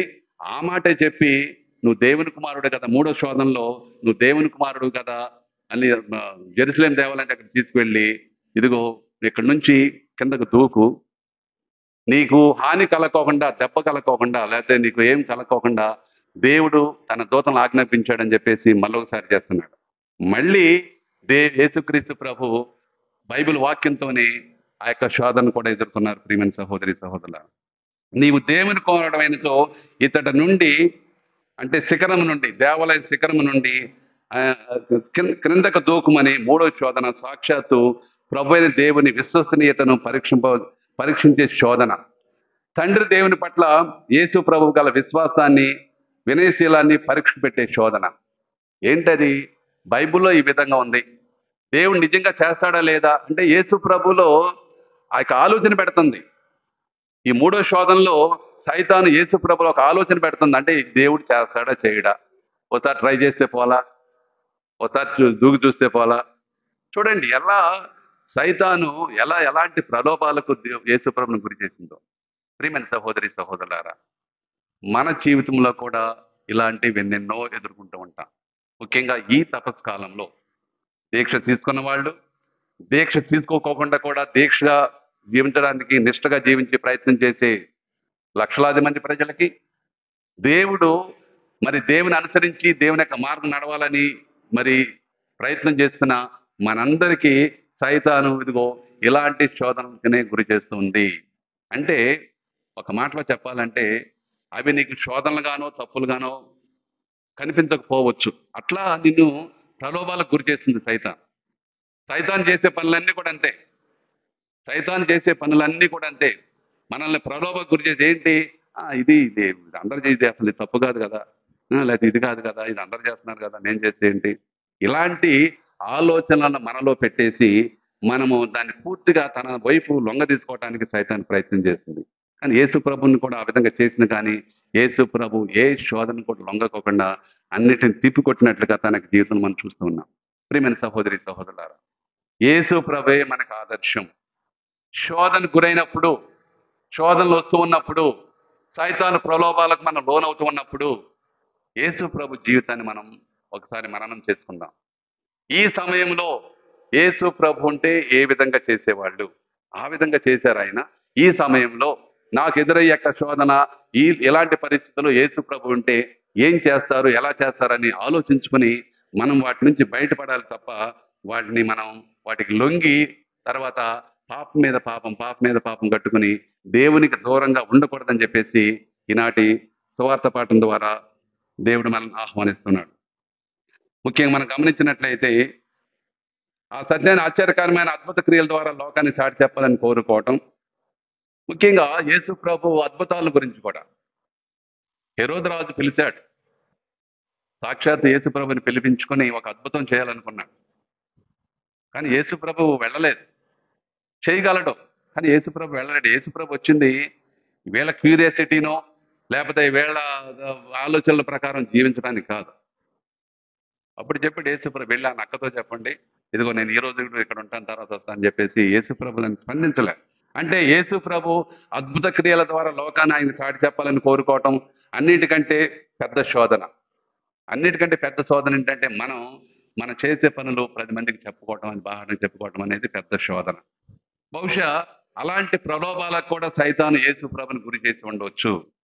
నువ్వు మంచి పనులు చేస్తున్నావు, అద్భుతాలు చేస్తున్నావు, ఇవన్నీ కూడా లోకానికి చాటి చెప్పడం, ఇంకా ఎక్కువ చాటి చెప్పొచ్చు కదా అని ఖచ్చితంగా ఈ శోధన కూడా ప్రభు ఎదుర్కొని ఉంటారు. ఈ శోధన కూడా ప్రభు ఎదుర్కొని ఉంటారు. అంటే తన గురించి, తన అద్భుతాల గురించి బాహటంగా ప్రకటన చేయడం అనేది. అంటే సైతాను ప్రలోభం పెట్టి ఉండొచ్చు, కానీ యేసు ప్రభు వాటిని ఎప్పుడు కూడా చెల్లించలేదు. సైతాను కల్పించిన అన్ని శోధనలు జయించినట్లే యేసు ప్రభు ఈ శోధనను కూడా జయించారు. ప్రభు అయిన నీ దేవుని శోధింపరాదంటూ సైతాన్ను నిరుద్ధుడిని చేసి నోరు ముయించి యేసు ప్రభు ఎన్నడూ తన తండ్రి విశ్వసనీయత ప్రశ్నించలేదు, పరీక్షించదలుచుకోలేదు. ఇప్పుడు అక్కడ దూకటం అంటే ఏంటి? దేవుని పరీక్ష పెట్టడమే. నేను దూకితే దేవుడు పట్టుకుంటాడా, లేదా దాని దూతలు పంపుతారా లేదా అని దేవుని పరీక్ష గురి చేయడమే. కానీ యేసు ప్రభు దానికి లొంగలేదు.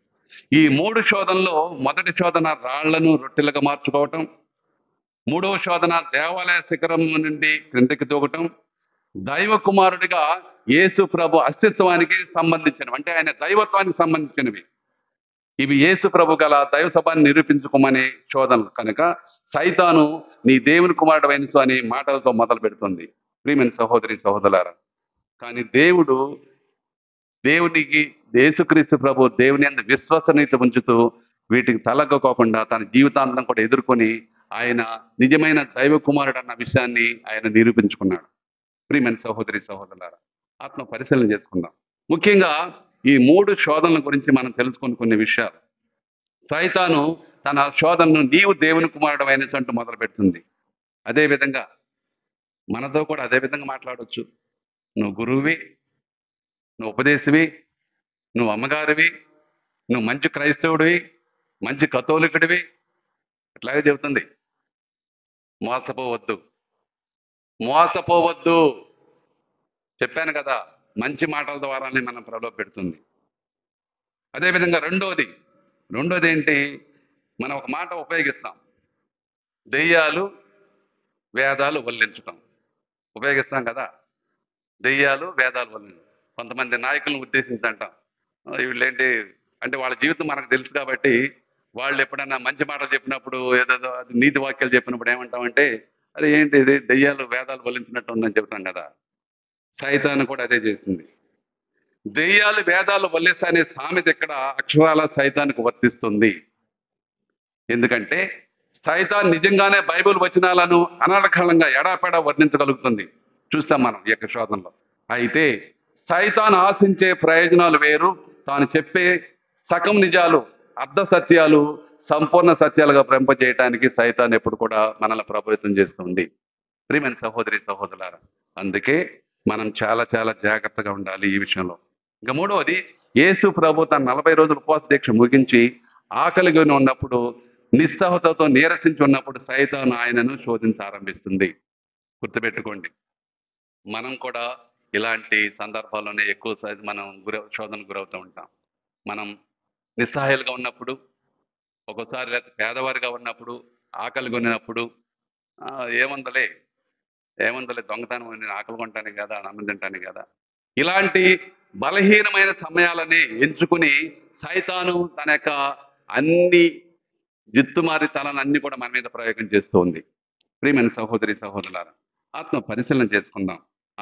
ఎందుకంటే ముఖ్యంగా ఎలా మనం దీన్ని ఎదుర్కోవాలంటే, సైతాను శోధనలకు యేసు ప్రభు కనుగొన్న పరిష్కారం ఒకటి, ఆత్మ యందు జీవించటం. పవిత్రాత్మ పొంది ఆ పవిత్రాత్మలో జీవించటం. మనం గమనించినట్లయితే యేసు ప్రభు జ్ఞానస్నానం పొందిన తర్వాత, పరిశుద్ధాత్మ పొందిన తర్వాత ఆయన ఇదిగో ఆ ఎడారి కొనుక్కోబడ్డాడని చెప్పేసి ఒక వాక్యం వింటున్నాం.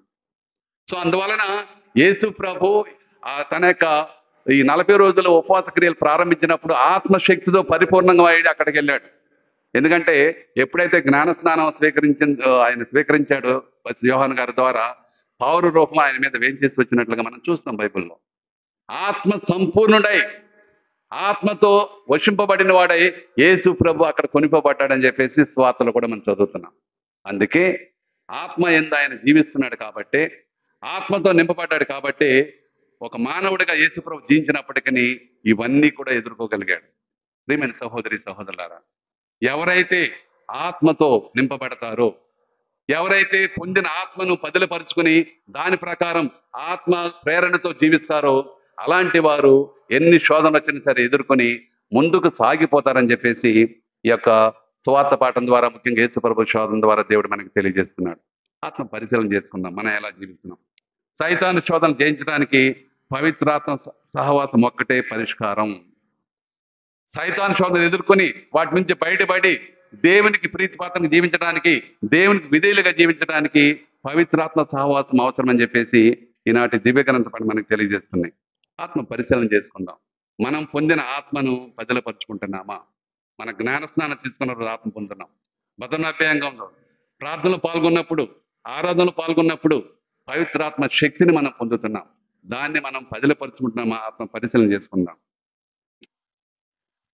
పునీత ఫిలిప్ నేరి గారి యొక్క జీవితంలో ఒక సంఘటన జరిగింది. ఎప్పుడు ఒక వ్యక్తి, ఒక కుర్రోడు ఆ ఫిలిప్ నేరి స్వామి దగ్గరకు వచ్చేవాడు. వచ్చేసి ఆ మాట ఈ మాట మాట్లాడుతూ ఒకసారి చెప్పాడు, స్వామి చాలా చాలా శోధనలు వస్తున్నాయి. ఒకసారి నేను బలహీనంగా మారిపోతున్నాను. ఒకవేళ ఒకసారి వాటికి లొంగిపోతానని చెప్పి భయం చాలా ఉంది. నాకు ఏదైనా మార్గం చూపండి, ఈ శోధన నుంచి బయటపడటానికి ఏదైనా మార్గం చూపండి అని చెప్పేసి నిజాయితీగానే అడిగాడు ఆ యువకుడు. సరే స్వామి కూర్చోబెట్టి, నువ్వు అది చేయి, ఇది చేయి, లేకపోతే ప్రార్థన చేయి, కొంచెం బైబిల్ చదువుతూ ఉండు, లేకపోతే ఏదని చెప్పేసి పంపించాడు. కొన్ని మంచి విషయాలు చెప్పి పంపించాడు. మళ్ళీ వారం రోజుల తర్వాత ఆ యువకుడు మళ్ళీ స్వామి దగ్గరకు వచ్చాడు. స్వామి మీరు చెప్పిందని చేశాను, అయినా సరే శోధనలు ఏమీ ఆగటం లేదు, శోధనలు వస్తూనే ఉన్నాయి, ఇంకా ఎక్కువైనాయి స్వామి అని చెప్తున్నాడు. నేను బైబిల్ చదవడం మొదలుపెట్టి ఇంకా ఎక్కువైనాయి శోధనలు అని చెప్తున్నాడు. అలాగా సరే నేను ఒక పని చెప్తాను, చేస్తామంటారు. నేను చేస్తాను సామంట. అయితే రేపు రమ్మంటారు. రేపు ఉదయం నా దగ్గరకు రా, ప్యారిష్ ఆఫీస్కి రా అని చెప్తాడు. సరే స్వామి, ఈ శోధన నుంచి తప్పుకోవడానికి ఏదైనా చేస్తాను మీరు చెప్పింది చెప్పేసి యువకుడు వెళ్ళిపోయాడు. మరుసటి రోజు ఆ యువకుడు స్వామి దగ్గరకు వచ్చారు. స్వామి దగ్గరకు వచ్చి, స్వామి చెప్పండి, మీరు రమ్మన్నారు కదా, వచ్చాను, చెప్పండి ఏం చేయమంటారు చెప్పండి అన్న. అప్పుడు స్వామి ఏం చెప్పారంటే, అక్కడ ఒక ఇటుకలు పేర్చిన ఒక గుట్ట ఉంది, ఇటుకల గుట్ట ఉంది. నువ్వు ఈ ఇటుకలన్నీ కూడా తీసుకెళ్లేదు, వాళ్ళంత దూరాన ఒక చెట్టు ఉంది, ఆ చెట్టు చుట్టూ చక్కగా పేర్చమన్నాడు స్వామి. ఏం చెప్పారు? ఆ ఇటుకలన్నీ కూడా తీసుకువెళ్ళి అక్కడ చెట్టు చుట్టూ కూడా చక్కగా పేర్చమన్నారు. ఓ ఇదేనా ఎంత స్వామి, గమేళా తీసుకున్నాడు. స్వామి ఇంకో మాట చెప్పాడు, జాగ్రత్త, ముళ్ళుంటే దారిలో కొన్ని రాళ్ళు గరుకు మార్గం ఉంటుంది, నడిచేటప్పుడు జాగ్రత్త అని కూడా స్వామి చెప్పారు. సరే స్వామి నేను జాగ్రత్తగానే ఉంటానన్నాడు. సో గమేళా తెచ్చుకున్నాడు, ఇటుకలన్నీ కూడా దానిలో పెట్టుకున్నాడు, తీసుకెళ్ళి అక్కడ చెట్టు చుట్టూ చేర్చాడు. మధ్యాహ్నం అయింది. ఈ ఇటుకలన్నీ కూడా తీసుకెళ్ళి అక్కడ పేర్చడానికి మధ్యాహ్నం అయింది. నీరసించిపోయాడు, అలసిపోయాడు. స్వామి మీరు చెప్పింది చేశాను స్వామి, ఇంకేం చేయమంటారు స్వామి? బాగు రా, నాతో రా, వచ్చి కూర్చో, నాతో వచ్చి కూర్చుని భోజనం చేయి, నువ్వు అలసిపోయి బాగా నీరసించిపోయావు, బలహీనపడ్డావు, రా భోజనం చేయమన్నారు. సో భోజనం అయిన తర్వాత, స్వామి ఇప్పుడు చెప్పండి స్వామి ఏం చేయమంటారు, ఇప్పుడు చెప్పండి ఏం చేయమంటారు మళ్ళీ అన్నారు. స్వామి మళ్ళీ నవ్వి, నువ్వు ఉదయం అక్కడ తీసుకెళ్ళి రాళ్ళన్నీ కూడా తీసుకొచ్చి యథాస్థానంలో పెట్టమన్నారు. నువ్వు ఇక్కడ ఈ గుట్ట నుంచి తీసుకెళ్ళి అక్కడ చెట్టు దగ్గర పెట్టావు కదా, మళ్ళీ ఆ ఇటుక రాళ్ళన్నీ తీసుకొచ్చి యథాస్థానంలో ఇదివరకు ఎట్లన్నీ అక్కడ గుట్టగా పేర్చమని చెప్పాడు. కంగు తిన్నాడు. ఏంటి స్వామి? అవును చేయి బాబు, చేస్తానన్నావు కదా, నేను చెప్పింది చేస్తానన్నావు కదా. సో ఇక కొంచెం అన్నం తిన్నాడు కదా, కొంచెం సత్తువు తెచ్చుకుని మళ్ళీ ప్రారంభించాడు. ఆ రాళ్ళన్నీ తీసుకొచ్చి పెట్టాడు. సాయంత్రం అయిపోయింది. స్వామి నీరసించిపోయాడు, బాగా బలహీనంగా ఉన్నాడు. స్వామి మీరు చెప్పింది చేశాను స్వామి, ఇంకేం చేయాలి స్వామి అన్నాడు. అప్పుడు స్వామి అడిగారు, ఏమైనా శోధనలు వచ్చాయన్నారు. ఏమైనా శోధనలు వచ్చాయా నీకంటే? ఇంకెక్కడ శోధన టైం ఎక్కడ ఉంది స్వామి? పొద్దున్న నుంచి మధ్యాహ్నం వరకు ఈ రాళ్ళన్నీ తీసుకు అక్కడ పెట్టాను, మళ్ళీ సాయంత్రం అన్నం తిన్న తర్వాత మళ్ళీ మధ్యాహ్నం నుంచి ఆ రాళ్ళన్నీ ఇంకా శోధనకి టైం ఎక్కడుందో స్వామి, శోధనకి టైం ఎక్కడుందో స్వామి, ఒక్క శోధన కూడా రాలేస్తామన్నాడు. ప్రియమైన సహోదరి సహోదరులారా, మన జీవితం కూడా అంతే. ఎవరైతే లేజీగా ఉంటారో వాళ్ళని సైతాను తన సొంతం చేసుకోవడానికి ప్రయత్నం చేస్తుంది. ఎవరైతే బిజీగా ఉంటారో, తమ పని పాటలతో బిజీగా ఉంటారో, ఖాళీ లేకుండా అంటారో, వాళ్ళు వీటికి కొంచెం దూరంగా ఉండడానికి గొప్ప అవకాశం ఉంది. గుర్తుకు పెట్టుకోండి ప్రియమైన సార్. ఇంగ్లీష్ ఒక సామెత ఉంది, a lazy men's mind is the devil's workshop అని చెప్పి.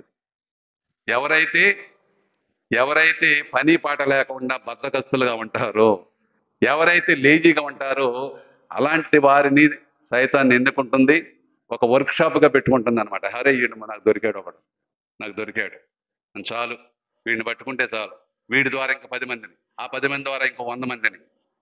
ప్రియమైన సహోదరి సహోదరులారా, ఆత్మ పరిశీలన చేసుకుందాం. ఎందుకంటే మన దేవుడు గొప్ప దేవుడు, మనం తప్పు చేసినా సరే క్షమించే దేవుడు. ఆనాడు ఇజ్రాయేల్ ప్రజల్ని దేవుడు క్షమిస్తూనే ఉన్నాడు. ఈనాడు మనం ఎన్నిసార్లు తప్పులు చేసినా సరే దేవుడు క్షమిస్తూనే ఉన్నాడు. కాకపోతే మనం చేయవలసింది ఏంటంటే ఈ ఆజ్ఞలన్నీ కూడా మనం గుర్తుపెట్టుకుని విశ్వాస ప్రమాణాన్ని చేస్తూ దేవునికి కృతజ్ఞతగా జీవిస్తూ ఆ విధంగా మన యొక్క జీవితాన్ని కొనసాగించినప్పుడు తప్పకుండా మనం దేవుని యొక్క సన్నిధిలో ఆయన యొక్క మార్గం నడిచే అవకాశం ఉంది. ఆ విధంగా జీవించడానికి ప్రయత్నం చేద్దాం. అందుకు కావాల్సిన వరాలతో మనం దీవించమని చెప్పేసి ఈ దివ్య బలి పూజలు మనం ప్రార్థన చేసుకుందాం.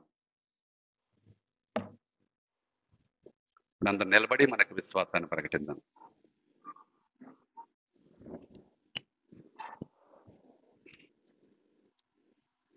పరలోకమును భూలోకమును సృష్టించిన సర్వశక్తి గల పితి అయిన సర్వేశ్వరుని విశ్వసించున్నాను. అతని యొక్క ఏకసుతుడు మన యొక్క నాథుడైన యేసుక్రీస్తును విశ్వసించున్నాను. ఇతడు పవిత్రాత్మల గర్భమై కన్యమరియము నుండి పుట్టెను. పోన్స్ పిలాతు అధికారంలోనే పాటుపడి శిలువ మీద కొట్టబడి మరణం పొంది సమాధిలో ఉంచబడెను. పాతాళముకు దిగి మూడో నాడు చనిపోయిన వారిని లేచెను. పరలోకముకెక్కి సర్వశక్తి గల పితి అయిన సర్వేశ్వరుని ఇప్పుడు ప్రక్కన కూర్చుని ఉన్నారు. అక్కడ నుండి జీవించే వాళ్ళకును చనిపోయిన వాళ్ళకును తీర్పు చేయడానికి వచ్చును. పవిత్ర ఆత్మను విశ్వసించున్నాను. పరిశుద్ధ కథోలిక సభను ప్రీతుల సంబంధ ప్రయత్నం విశ్వసించున్నాను. పాపముల మన్నింపును విశ్వసించున్నాను. శరీరం యొక్క తాను విశ్వసించున్నాను. నిత్య జీవమును విశ్వసించున్నాను స్వామి. ఆమేన్. విశ్వాసుల ప్రార్థన. ప్రియమైన సహోదరి సహోదరులారా, ఈనాటి వాక్యం ద్వారా మనం శోధనకు గురైనప్పుడు ఎలా వాటి నుంచి బయటపడాలో మనకు నేర్చుకున్నారు. ఖచ్చితంగా ఈ 40 రోజులు మనం నిష్ఠగా జీవించడానికి ప్రయత్నం చేసినా, ఎంత ప్రయత్నం చేస్తే అంతగా మనం శోధింపబడతాం. వాటి గురి కాకుండా లోను కాకుండా వాటిని ధైర్యం చేసుకునే శక్తిని బలాన్ని ఇవ్వమని ఆ దేవత దేవుని విన్నవించుకుందాం. సత్యశ్రీ సభ కొరకు ప్రార్థన చేద్దాం. తిరుసభ నాయకుడైన ఫ్రాన్సిస్ బాబు గారిని దీవించి దేవుడు మంచి ఆరోగ్యం ప్రసాదించాలని, పీఠాధిపతులను, గురువులను, మఠవాసులను దేవుడు దీవించి, ఉపదేశం దేవుడు దీవించి వారి యొక్క పరిచర్యను ఫలవంతం చేయాలని ఓ ప్రభావించే ప్రార్థన.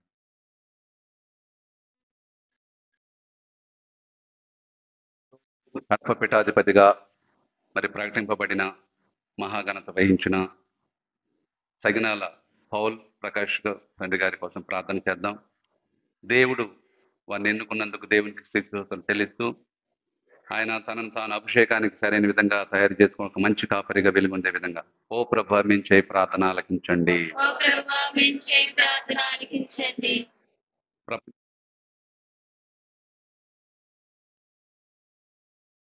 ప్రజల యోగక్షేమాలకి పాటుపడి అలాంటి మంచి మనసును దేవుడు వారికి అనుగ్రహించాలని ఓ ప్రభు మీ చేయి ప్రార్థన ఆలకించండి. చదువుకునే బిడ్డల కోసం ప్రార్థన చేద్దాం. చివరి పరీక్షలు రాస్తున్న స్టూడెంట్స్ అందరి కోసం ప్రార్థన చేద్దాం. దేవుడు వారిని దీవించి వారికి మంచి జ్ఞాపక శక్తిని, జ్ఞానాన్ని ఇవ్వాలని, మంచి ఆరోగ్యం ప్రసాదించాలని ఓ ప్రభు మీ చేయి ప్రార్థన ఆలకించండి. అనారోగ్యంతో బాధపడే వారికి దేవుడి సంపూర్ణ స్వస్థతని ఇవ్వాలని ఓ ప్రభు మీ చేయి ప్రార్థన ఆలకించండి. చనిపోయిన ఆత్మలకు, దిక్కులేని ఆత్మల కోసం ప్రార్థన చేద్దాం. మన కుటుంబంలో చనిపోయిన ఆత్మలకు దేవుడు నిత్య విశ్రాంతి బహుమతిని ఇవ్వాలని ఓ ప్రభు మీ చేయి ప్రార్థన ఆలకించండి.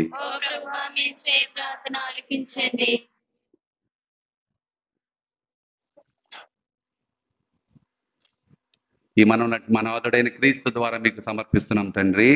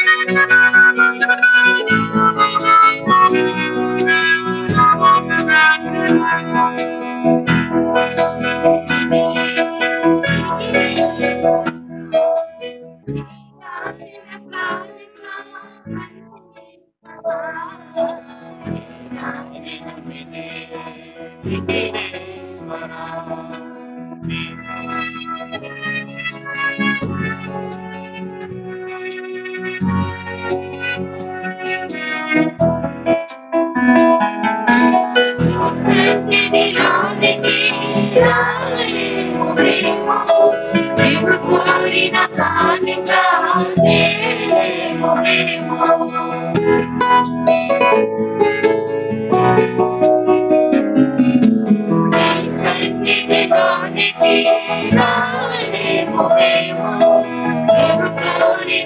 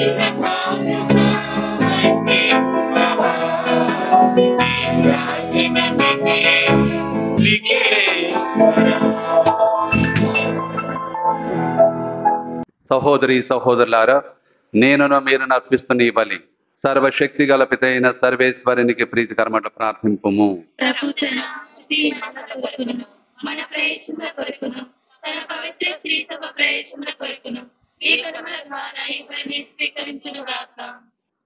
ఓ ప్రభువా, మేము ఈ రోజున నీ సన్నిధికి తెచ్చిన అర్పణలను నిండు మనసుతో అర్పింపగల హృదయం దయచేయము. దైవానుగ్రహమును పొందుటకు ఉపయుక్తమైన ఈ పుణ్యకాలము మాకు ఫలప్రదముగా రూపొందునుగాక. మా ప్రభు అయిన క్రీస్తు ద్వారా ఈ మనవి చేయుచున్నాము. ఆమేన్.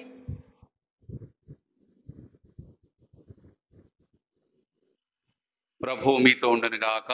మీ ఆత్మతో ఉండునుగాక. మీ మనస్సులను ఉన్నతమునకు త్రిప్పుము. ప్రభు వైపు త్రిప్పేయుము. మన దేవుడైన ప్రభువునకు కృతజ్ఞత తెలుపుదము. కృతజ్ఞత తెలుపుట యుక్తము న్యాయము. ప్రభు అయిన దేవ, పావన పిత, సర్వశక్తి గల నిత్య సర్వేశ్వర, మేమెల్లప్పుడు నెచ్చుట నీ కృతజ్ఞత వందనములు మా ప్రభు అయిన క్రీస్తు ద్వారా చెల్లించుట యుక్తము, న్యాయము, ధర్మము, రక్షణదాయకము. క్రీస్తు 40 సుదీర్ఘ దినములు భౌతిక ఆహారమును మానుకొని మాకు ఒక ఆదర్శమునిచ్చి ఉపవాసము ఆచరణన్నింటినీ పవిత్రపరిచెను. అది పాపమునకు కారణమైన సర్పము యొక్క తంత్రములను అన్నింటినీ తలక్రిందులు చేసెను. జీవితమును పులిబారు చేయు దుష్టత్వమును ఓడించి విధానమును మాకు నేర్పెను. కావున మేము పాస్కా పరమ రహస్యమును యోగ్యమైన విధంగా కొనియాడి తుదకు శాశ్వతమైన పాస్కోత్సవమును జరుపుకుని భాగ్యమును మాకు ప్రసాదించెను. కావున దూతలతోనూ పునీతులతోనూ కలిసి మేము నిన్ను ఎడతెగక స్తుతించుట ఎట్లనగా,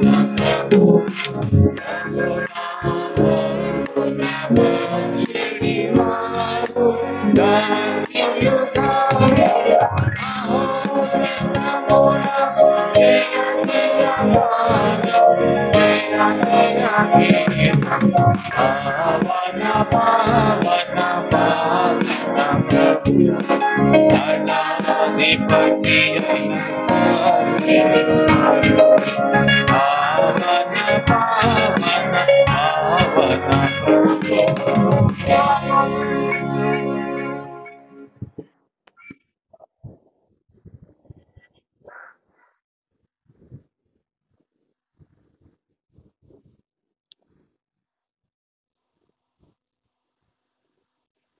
ఓ ప్రభువా, నీవు నిక్కముగా పవిత్రుడవు, సర్వ పవిత్రత కోటయు నీవే కనుక నీ పవిత్ర ఆత్మ ద్వారా ఈ కానుకలను పరిశుద్ధపరచ ప్రతిమాలు కొనుచున ఈ విధమునే మా కొరకు మా ప్రభువైన యేసుక్రీస్తు శరీర రక్తములు అగునుగాక. అతడు శిలువ శ్రమలకు తనను తాను ఇష్టపూర్తిగా అప్పగించుకున్నప్పుడు అప్పమునందుకొని కృతజ్ఞత వందనములు చెప్పి స్తుతించి తురించి శిష్యులకిచ్చుచు ఇట్లా నేను, మీరందరూ దీనిని తీసుకుని భుజింపుము. ఏలైనా ఇది మీ కొరకు అప్పగింపబడనున్న నా శరీరము.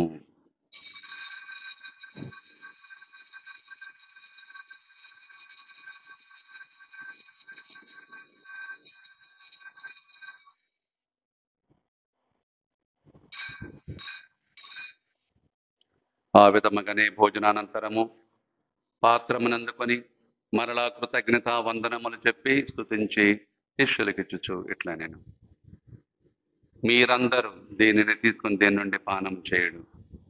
ఏలైనా ఇది నూతన నిత్య నిబంధన యొక్క నా రక్తపు పాత్రము.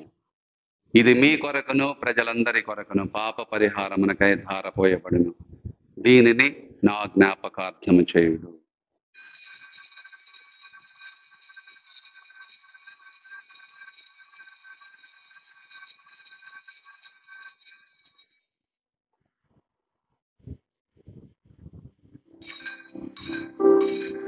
ఇది విశ్వాస రహస్యము.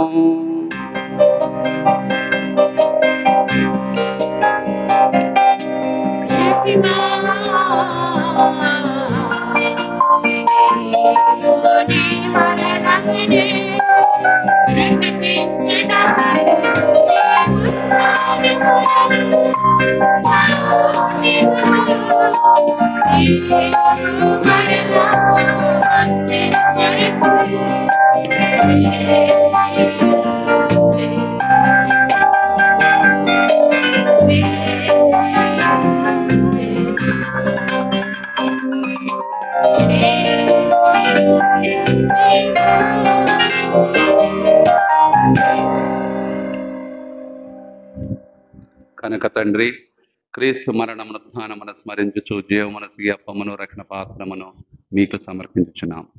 మీ సముఖమున నిలిచి మీకు సేవ చేయటకు మమ్మ పాత్రలుగా చేసినందుకు మీకు వందనములు తెలుపుచున్నాం. క్రీస్తు శరీర రక్తములందు పాలివారముగ మమ్ము పవిత్రాత్మ ద్వారా ఐక్యపరచమని ప్రతిమాలు కొనుచున్నాం. ఓ ప్రభువా, ప్రపంచమంతటి వ్యాపించిన ఈ శ్రీ సభను జ్ఞాపకం ఉంచుకొనుము. మా ప్రాంతీయ జగద్గురువును, మా జోసఫ్ రాజాల పీఠాధిపతిని, గురువులందరితో కూడా మమ్మను నీ ప్రేమ ఎందుకు పరిపూర్ణను చేయుడు. ఉత్థానమగు నమ్మికతో చనిపోయిన మా సహోదరి సహోదరులను, నీ కనికరమందు చనిపోయిన వారందరినీ జ్ఞాపకం ఉంచుకొనుము. వారిని దివ్య ప్రకాశంలోనికి చేర్చుకొనుము. మా అందరిపై దయ చూపి దేవుని కన్య తల్లి అయిన పరిశుద్ధ మరేమాతతోనూ, ఆమె మహావిరక్త పత్రికని జోజప్ప గారితోనూ, పునీత అపోస్తులతోనూ, ఆది నుండి నీకు సేవ చేసిన పుణ్యాత్మలందరితోనూ మాకు నిత్య జీవితంలో భాగమును దయచేయము. అప్పుడు వారితో కలిసి మేము నీ కుమారుడగే యేసుక్రీస్తు ద్వారా నిన్ను స్తుతించి మహిమపరచుదము.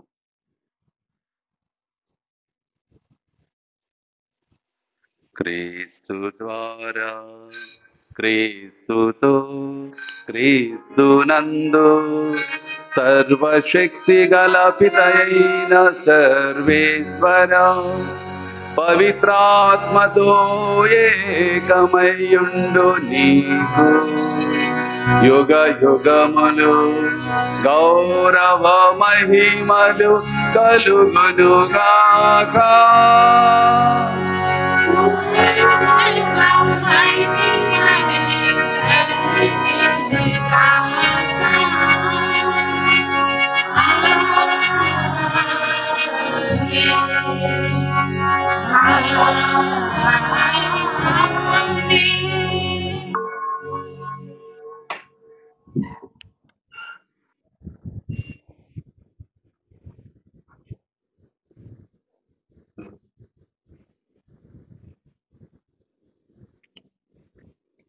మన రక్షకుడిచ్చిన పరమోపదేశం అనుసరించి ప్రార్థింపసాగుంటాము. పరలోకమందున మా తండ్రి, నీ నామము పూజించబడును గాక, నీ రాజ్యము వచ్చును గాక.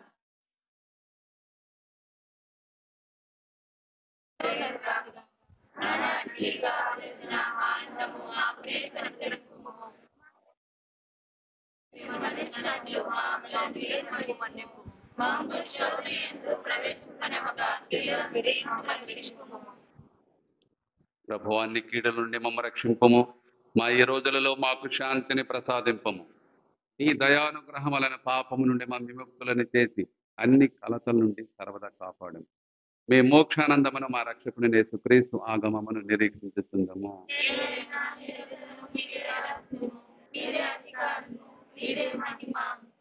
శాంతిని మీకు అనుగ్రహించుచున్నాను, నా శాంతిని మీకు ఇచ్చుచున్నానని అపోస్తులతో వచించిన ప్రభు యేసువా, మా పాపములను లెక్కింపగా నీ శ్రీ సభ విశ్వాసమును వీక్షింపు.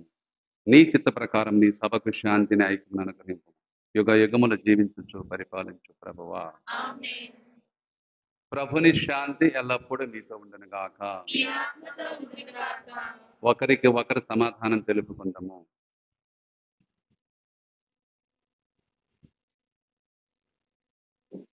సర్వేశ్వరుని గొర్రెపిల్ల, లోక పాపులను ప్రేమించు ప్రభువా, మాకు దయ చూపుము. సర్వేశ్వరుని గొర్రెపిల్ల, లోక పాపులను ప్రేమించు ప్రభువా, మాకు దయ చూపుము. సర్వేశ్వరుని గొర్రెపిల్ల, లోక పాపులను ప్రేమించు ప్రభువా, మాకు శాంతిని దయచేయుము.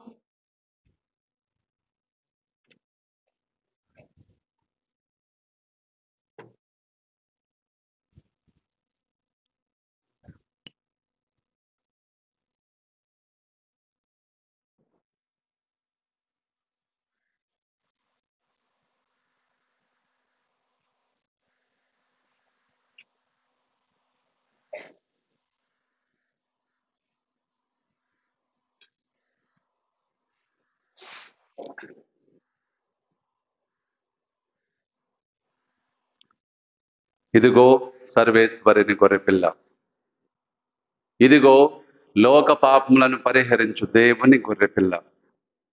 ప్రభుని విందుకు పిలువబడిన వారు ధన్యులు. ప్రభువా, మీరు నా ఇంట ప్రవేశించినప్పుడు నేను పాత్రలను కాను, కానీ నీ ఒక మాట పలికిన నా ఆత్మ స్వస్థత పొందును.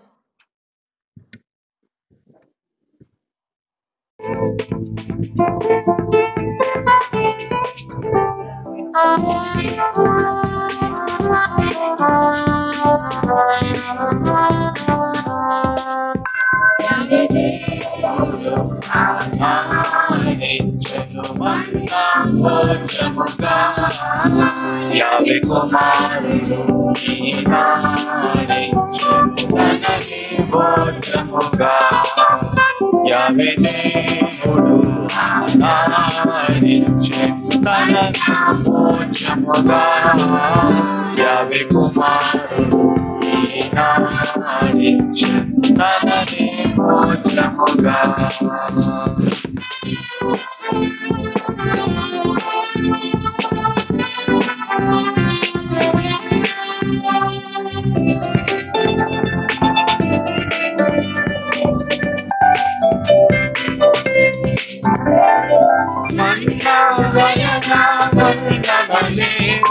మనిషిలకి గుడిలో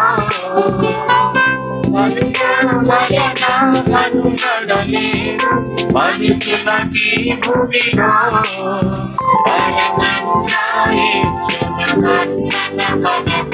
వరమున చేతుటలో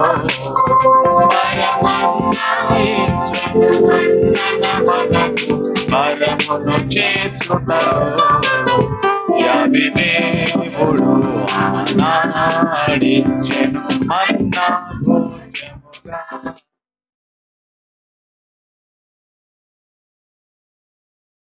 తననే భోజముగా.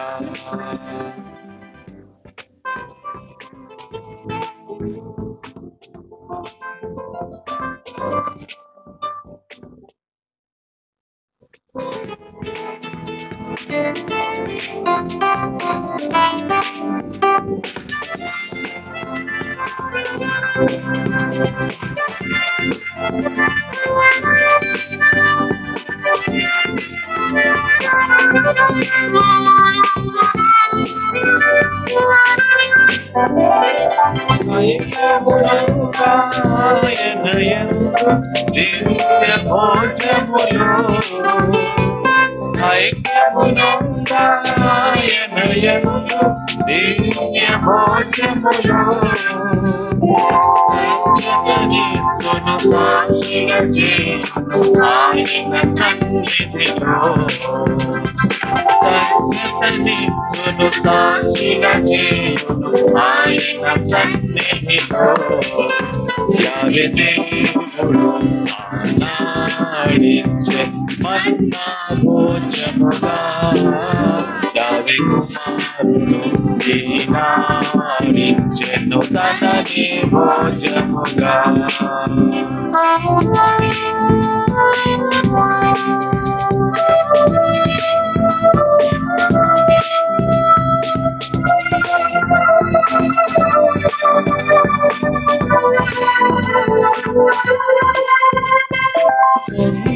పొందుడి మీరు నాయకు దేహం స్వరూపములో పొందుడి మీరు నాయకు దేహం స్వరూపములో ఆవించును ప్రభు హృదయం రూపములో ఆవించును ప్రభు విరందించెను రసము రూపములో యావే దేవుడు ఆనాడించెను మన్నా భోజముగా యావే కుమారుడు ఈనాడించెను తనని భోజముగా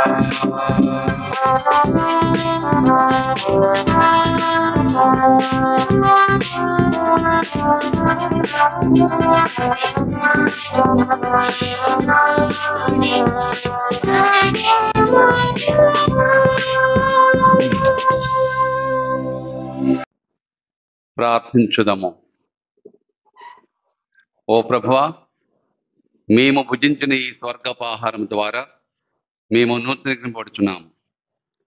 మా విశ్వాసం వృద్ధి చెందుచున్నది, మా ఆధ్యాత్మిక నిరీక్షణ అధికమగుచున్నది, మా యందు దైవ ప్రేమ బలపడుచున్నది.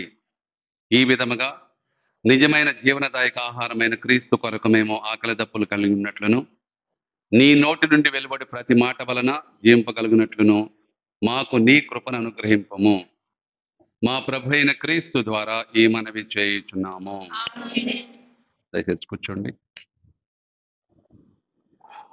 కరుణించండి. క్రీస్తుని ప్రకల నుండి కారిపడిన నీళ్ళ కడగండి. క్రీస్తు అనుభవించిన కష్టమా నాకు ధైర్యం కలిగినట్లు చేయండి. ఓ మంచి యేసువా, నా ప్రార్థన మీరు ఆదరించండి. మీ గాయముల లోపల నన్ను దాచుకునండి. నేను మిమ్ము ఎడబాయినట్లు చేయకండి. దుష్ట శత్రువుల చేతిలో దొరకకుండా నన్ను కాపాడండి. నా మరణ సమయమందు మీరు నన్ను పిలుచుకునండి. నన్ను మీ సన్నిధికి రాచేయండి. అప్పుడు మీ పునీతులతో కూడా ముగింపులేని కాలము నేను మిమ్ము స్తుతించును గాక. పరిపూర్ణ ఫలము గల జపము.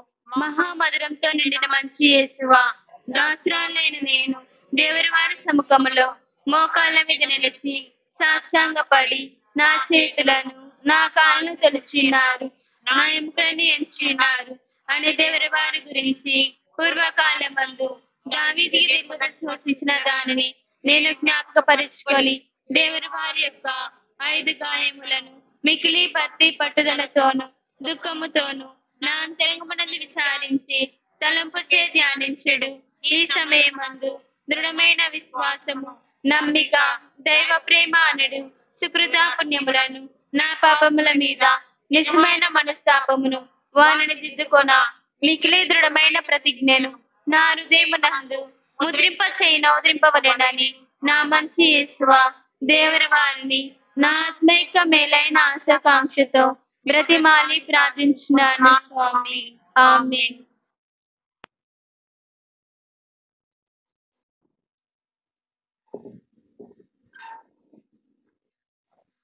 ప్రభు మీతో ఉండును గాక. మీ ఆత్మతో ఉండుగాక. మీ శిరస్సులను వంచి దేవుని యొక్క ఆశీస్సుల కోసం ప్రార్థించండి. ఓ ప్రభువా, నీ ఆశీస్సులను నీ ప్రజలపై మెండుగా కురిపింపుము. కష్ట సమయములలో కూడా చెలించని నమ్మకమును, శోధనల సమయంలోనూ పుణ్యకార్యములందును స్థిరముగా నిలచిండు మనస్సును అనుగ్రహింపుము. తదుపరి వారు నిత్య రక్షణ పొందినట్లు కృప చూపుము. మా ప్రభైన క్రీస్తు ద్వారా ఈ మనవి చేయుచున్నాము. ఆమేన్. సర్వశక్తిగల సర్వేశ్వరుడు పిత పుత్ర పవిత్రాత్మ మేము దీవించి కాచి కాపాడును గాక. ఆమేన్. సమాధానంతో వెళ్ళి క్రీస్తు ప్రేమలో జీవింపుము. సర్వేశ్వరునికి వందనములు.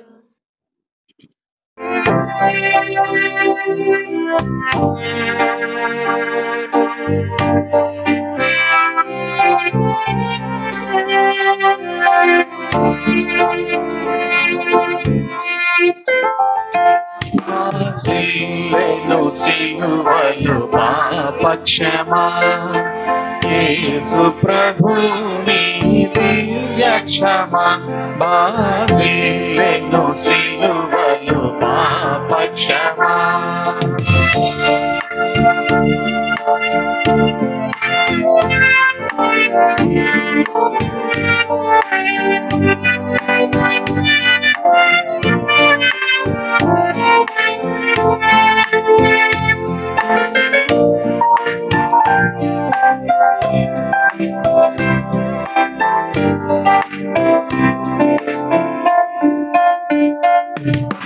కలువరిలో నా పాపము పంచి సిలువకు నిన్ను ఆహుతి చేసి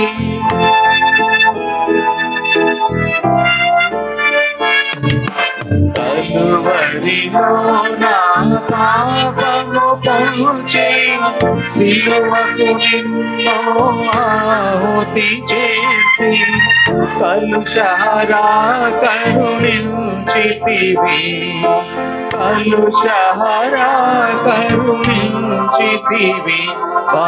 సిలువలు సిలువలు పాపక్షమా ఓ నీ దివ్య క్షమా సిలువలు సిలువలు పాపక్షమా.